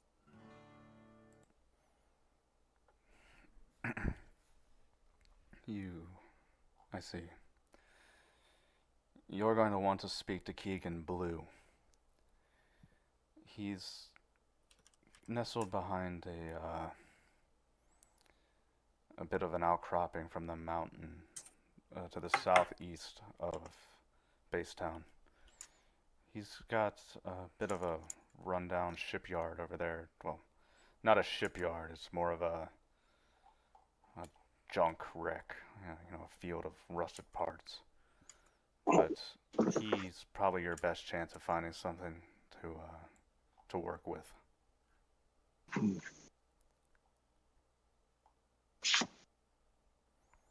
Thank you. Thank you very much. I'm sorry for any awkwardness. He, for Aslan, he seems like he kind of frowns, and he looks at you, Foon. You will find such reactions many places you go.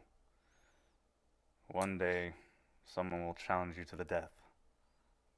Such as your curse with such a name.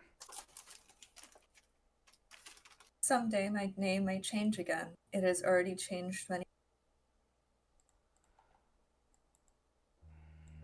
It would be best for you if that occurred soon. Now, is there anything else?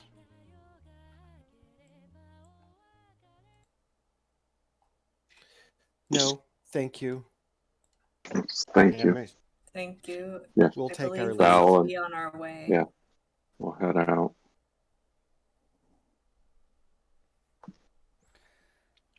Okay. Once we at least have a place to head to, but we gotta do it quick.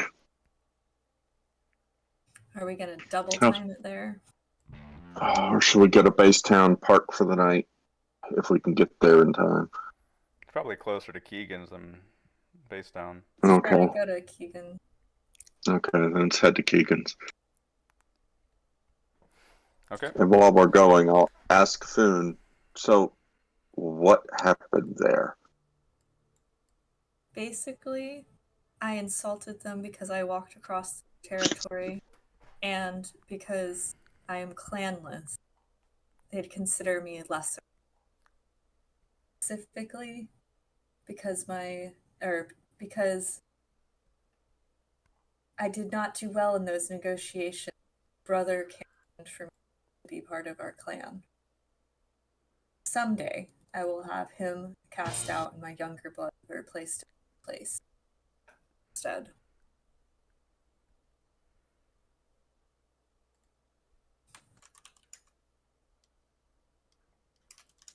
Is there any way to get this resolved before then? I cannot be, I will always be outcast until the clan accepts me back. And as long as my oldest brother is the next in line, that will not happen. Or I will not be allowed back in.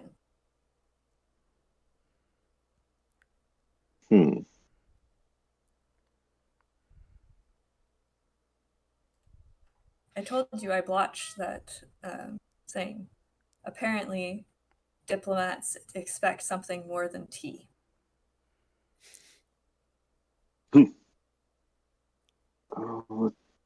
Yeah, but the diplomats I know don't expect a claw across the chest. You don't know many Aslan diplomats, do you? No. Not quite. They're not a big crowd around.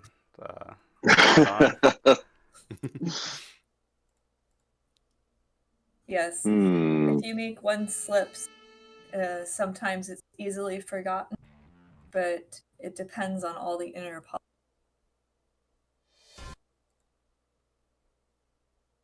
My older brother is not very strong, therefore doesn't like it to know that the rest of us are actually stronger. I'm going to have to learn a lot more about your culture.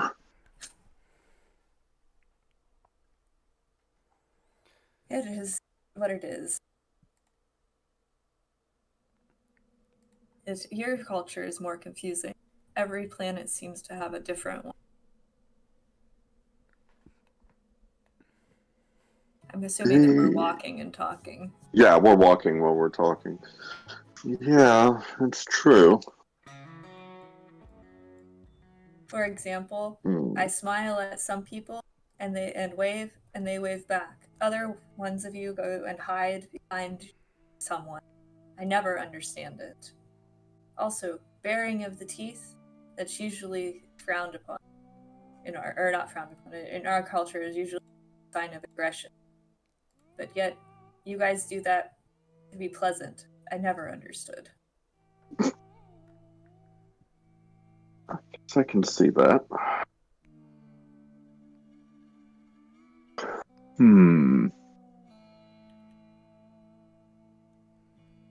I By the tell way, you what, Boone is Foon. always trying to emulate, finds it, but you guys are confused. Sorry, could you say that again, Finn? Said I'm always trying to emulate culture, but you guys are very confusing, and what works with one person doesn't work with another.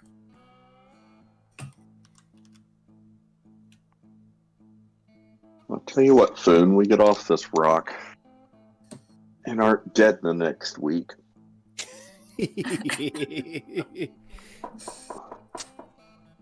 And you'll do what? I'll help you with our culture if you help me with yours. Sounds like a plan.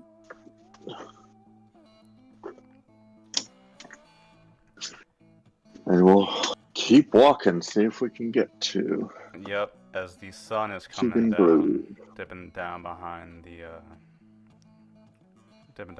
ocean off to the north and to the south. Keegan is his junkyard, we'll call it. It's a large patch of desert, strewn about with all sorts of rusted parts and machinery. 80% of it is completely unidentifiable. I'm talking about things sticking up out of the sand that look like they've been sitting there for hundreds of years. There's no way Keegan put this shit here. He must have found it or something. It's huge, though. There's a lot of scrap out here. And it takes some looking around because it's so tall and piled around everywhere. And a bit confusing that you realize that the back quarter of a blown out ship looks like some kind of old trade ship or something like that, that's been broken in half and scattered to the wind. The back part of it is towards the center, near the back part towards the mountain of this scrapyard, and there's actually a little bit of lights hanging off of it. Dust is blowing through the scrapyard, and you hear some voices. They're yelling, but they're on the wind, and you can't really hear it. You just can tell that some people are somewhere out here, closer towards the center. Okay. Huh? Guess we keep headed. Yeah, if you get a little closer, you can make out the voices. Okay. Blue, get your ass out here! Blue! And you hear banging on metal. Get your ass out here, Blue. We know you got parts for that ship in there. You're gonna help us fix it, do you hear? Ooh. Blue! More banging on metal. I'll pull out my binoculars and see if I can see these people. Yeah. If you want to, you might have to climb on top of a little bit of scrap to get some height. But Okay. if you pull out your binoculars, you look out and you can see standing around the base of the blown out merchant ship. There's about 8 men. Some of them are wearing overalls and caps and stuff like that. No armor. A couple of them have standard, bolt action rifles, old timey stuff, kind of strung over their shoulders. There's 8 of them in total, and a couple of them are calling out, banging on the walls, like trying to pull off some scrap that doesn't budge from the walls, trying to get in. God damn it, Blue! What? You don't want to fix up a scout ship? I thought that was your thing. One of them aims up with a rifle and shoots out a window from the thing. God damn it, Blue! Get your ass out here! Right. I'll try to not be noticed and slide back down to my compatriots. Yeah, that's easy enough.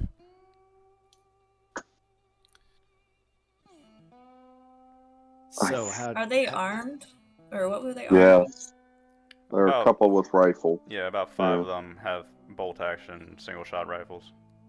That does not sound like something we should face directly head on. Nope. But if we do save him, we will Foon whispers this. If we save him, he'll probably be grateful. And therefore might be willing to provide us with stuff for cheap or free or anything like that, right? Or might bury our bodies. Well, that's a kindness. Yeah. Were I there would was there hope that he would clothing burn them at least, but okay. was there clothing local or Mm-hmm. foreign? Local. Locals. Either backwater Okay. bumpkins. They Okay. probably live somewhere around here. They're just ganged up together. God damn it, Blue. We know you got the stuff in there. We don't know how to fix a damn scout ship. Don't know how to fly it either. All right, guys. What do we do? Well, Wait we for them can- to leave? We can do nothing. We can talk to them, or we can attack. I think the last option's off the table. Technically,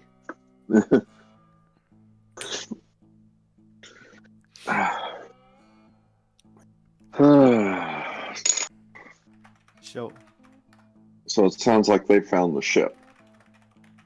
or took the I ship. guess. Yeah. Well, if they're looking for parts, they didn't take it far, it sounds.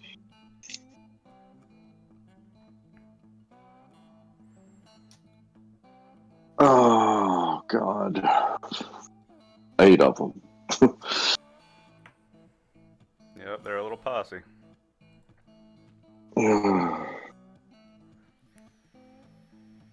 So there's 8 of them.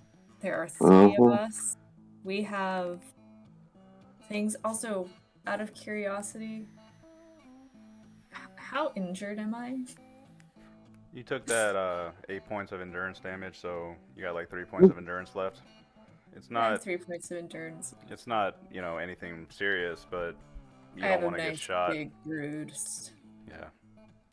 Yeah, none of us want to get shot. So your options are to wait, talk to them, or fight them. Yeah,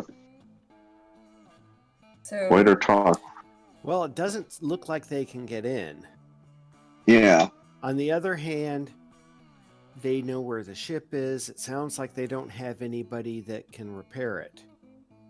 Maybe. I can But they- repair it. They don't. Oh, Oh. Whereas- This is gonna get sticky. well, shall we go down and Sorry. shall we go down and talk? we're gonna try to diplomat this way out of this. Are they all? You're breaking up again. They're all human, correct? Yeah. Hmm. They seem a bit violent, but I guess we try to persuade them. Oh, special one shooting out the window. I think they're. I don't think that they're that safe to approach. Approach with caution. Hmm. Look around. See if there's maybe a car or something they drove in. Do you want to do some recon? Yeah. So we want to do some recon to look, see if there's anything. Yeah. This is a pretty confusing maze of a scrapyard. So you can roll recon to look around, see what there's to see. I will do recon- that. Recon plus under intelligence. Yeah. Okay, so you guys do that. I'll try to find a spot and keep an eye on them. and just stay in comms with you guys. Okay. So I'll watch you, Recon. Stealthy recon. I keep losing my pages. I rolled a 9. For recon? Yeah. Alright. It's on the... And I rolled an 11. Very nice. Ooh. So, like I said, these guys have... 5 of them have rifles. As far as you can tell, they don't have any other weapons on them. The rest of them seem to be unarmed. Poking around, staying out of sight while they're busy with the ship. You look around the junkyard, kind of identifying the terrain. There's a lot of places to hide out away, duck away from. This is all a very confusing mass of metal and rusted out ship parts. LeBlanc, as you're moving around, you do find behind, kind of tucked away behind a mountain of trash and debris, is one bulky pickup truck looking type deal. It's old, worn out. The thing damn must be like 40 years old. It looks completely busted, but there's tire tracks behind it, so they must have driven in on this pretty recently.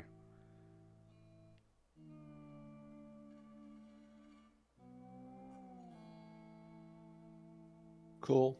So we've reconned. Now what? Found it. Is it guarded? Mm-mm. Are the keys in it?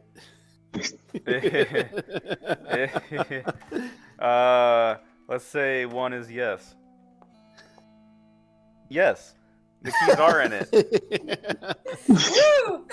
They did not expect anyone to be out here. You are in the middle of bumfuck nowhere, so they all left the car. They left the keys in the car, and they're out here harassing Keegan, trying to shooting out of the windows and yelling at him. You son of a bitch, Keegan! You better get out here before I. Damn it! Is Spoon gonna drive? Oh, I'm not saying we should take it, but if we take the keys out, it could be Take the interesting. keys. Yeah. Right. Okay. Is there? Who's Does gonna that pocket car the have- keys? Well, I found the truck. I'll take the keys out. What is the end goal of taking their keys?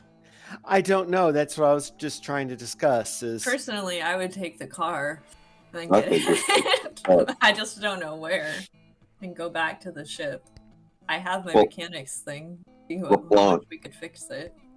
LeBlanc, since you can see if it has keys, does it have a computer terminal or anything like that navigation? No. Didn't not think on so. this. Not on this planet. This thing was built was before hoping. anybody here really understood computers very well.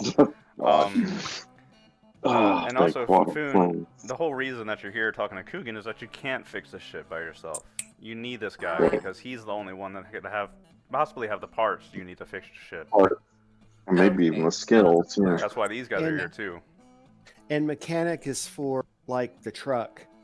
Yeah, for the truck. There's Starship, engineering. Engineering is Starship. Yeah. Yeah. Engineering. Okay. Thank Yeah. you. Starship, depending on what's broken, takes different Yeah. skills. Good to know. Okay, so we've got a truck. Keys are in the truck. So we A take bunch it. of ruffians are bothering Keegan that probably has parts that we need and help that we need. Do we Hamish, want to you're- try talk? Sorry, go ahead. We Todd. should Yeah. search the truck and see if there's guns in it. Hmm. In order to see if that we could fight them with gun, since we have a good shooter. Not me. We can do that. We're gonna search the truck. What are we? God damn it. We're all Alright. coming. Okay. LeBlanc, yeah, Foon suggests that you search the car to look for guns. And one of the dumb bastards left his single shot rifle in the trunk. Only one though. In the bed of the truck. Yeah, there's like 4 or 5 rounds that come and go along with this. I take the key. I'll take the keys. You take the rifle.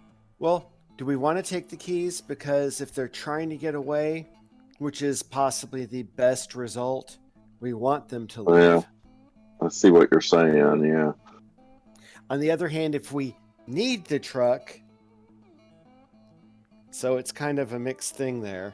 I don't know. I feel like we could use the truck to drive around and shoot at them from it, but I guess that's not always the best option. No, they'll be shooting back, and I've already done that once. That wasn't fun.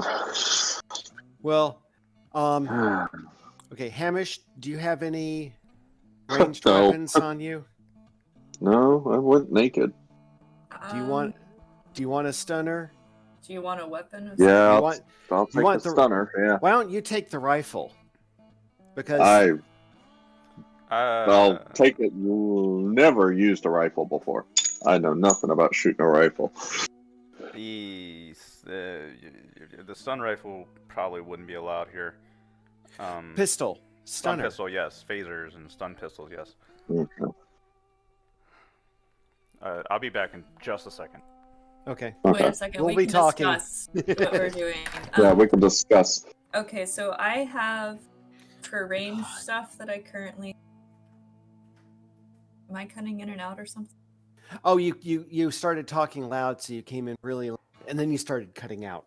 Okay, we'll have to fix the microphone sometime.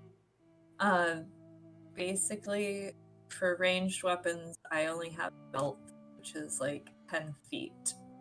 Ranged.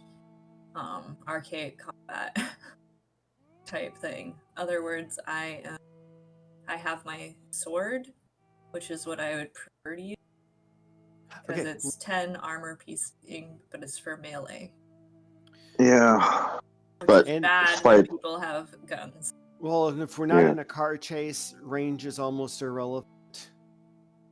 Because you can get closer by running up to them. Unless he's gonna have them shoot us, die. Well, I how only about... have 3 hit points. Well, and do we want to attack them? I mean, more No, is we do we don't. want to attack or do we want to go try to talk them down? Yes, we tried to talk them out, but I would think I mean, we they're... would want one person to be the backup game. Yeah. That, at least. Somebody hidden to be able to tip it if they go bad. Okay, well, You're the shooter. I will hide the rifle somewhere just so that they don't have another one.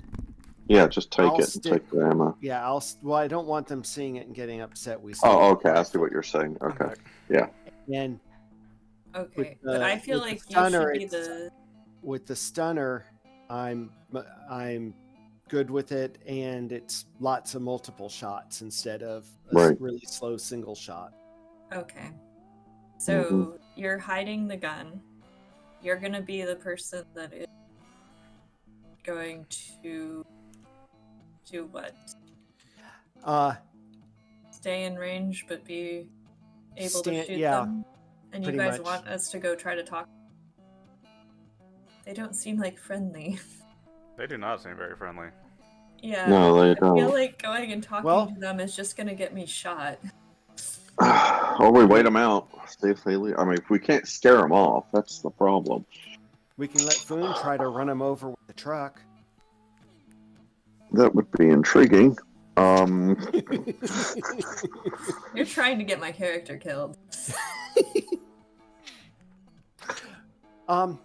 Do we want to take a moment? I did not realize until towards the end of all this that Foon was actually wounded. We've got two people standing here with medical kits and medical training. Are we gonna step aside and let them continue to harass him? Have we taken the keys? No. I know we took the shotgun. Rifle. Yeah. Rifle. What's your shotgun? I thought it was a shotgun. Single shot. Okay. Yeah. Bolt action rifle. My favorite type. Alright. So you're gonna take some time to patch on. They're gonna. Yeah, apparently they're going to check and realize that I needed patching up, even though I hadn't complained. Yeah, be less stoic in the future.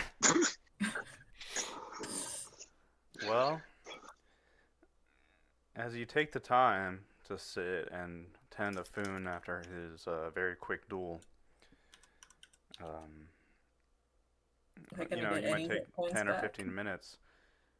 The ruffians, they give one last shout up, one last challenge. God damn it, Keegan. You ain't heard the last of us. We're gonna be back. Count on it. And he shoots up another bullet into the window that they shot out earlier. You hear me, Keegan? Some bitch. And after a while, the ruffians, they will give up. They will come back another time, and they gather up, walking off to their truck, and the truck revs up and turns around and starts driving away through the field. Hmm. Cool. I'll watch them go while LeBlanc's doing the first aid.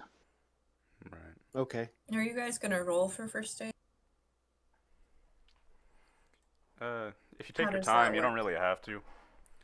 I don't really know the healing Yeah, rules. I mean, like, It, how many points of healing, if at all, do I get? it Healing gets damage on page not much. 82. Yeah. Okay, if we do It's under the Skittle, yeah. healing, medical treatment, first aid, you restore a number of points equal to the effect of a medic check. Education. Alright. And I have 2 people or just 1? One of us should keep watch on the hillbillies. Alright. Well, which one of us has better? I mean, mine's probably better. Alright, Check. and the other one and LeBlanc has a gun anyway, so he should Yeah. be the one Okay. watching. Okay, you I watch. have medic 1 with a plus Yeah, I got 1. And you have... Yeah, I got medic 2 with it's education. My education's a 0, so I have a 2. Okay, so I'll watch the truck. Okay. Yeah, LeBlanc, they leave. They're not coming back. They'll probably come back another day. Okay. Oh God. Womp womp. Well, unfortunately, Foon, your bruise is just gonna have to linger there. It's gonna take a couple nights sleep because there's not really a lot Daz can do for you. Yep. Hamish just basically, after looking at it, poking at it a bit, just rest. That's a bruise. Natural healing. Going nice and slow. Alrighty. An injured traveler regains a characteristic equal to 1d plus endurance DM per day of full rest. So, I don't know. We could probably take a medic check again some other time. I don't know how long it takes between. Oh, first aid requires at least basic medical equipment and must be initiated within 1 minute of the injury and can only be successfully applied once. Yep. Okay. So nope. you would need to go to get some medical care somewhere probably, or just sleep Rest off. it out. Yep. Right. Yep. Okay. Cool. No bubble wrap for me. The wind whistles through the scrapyard. The truck revs away with the promise of coming back, and Keegan Blue's house, this blown up part of a spaceship sticking out of the dirt, looms ahead of you. Would we like to stop it here and pick up next time? Yes. Sure. Yeah, that's good. Maybe Laura can meet us down here some. Yeah, that would be good. Parachute in. Yeah. Okay, woo! Woohoo. The time wise, they're just going to be standing a week, correct? Sorry. What? Yeah. For time 2 wise, weeks. we're just pausing, and so like there's no time. Yeah. Wait. Right. Yeah, there's no wait. We'll pick up right here next time. Sounds good. Cool. Thank you. On the last exciting episode. Yep. All right. That's unfortunate about Ren missing, but oh well. Hopefully Is he Hopefully. okay? Is he okay? yeah, 1 second. Hold on, let me stop recording.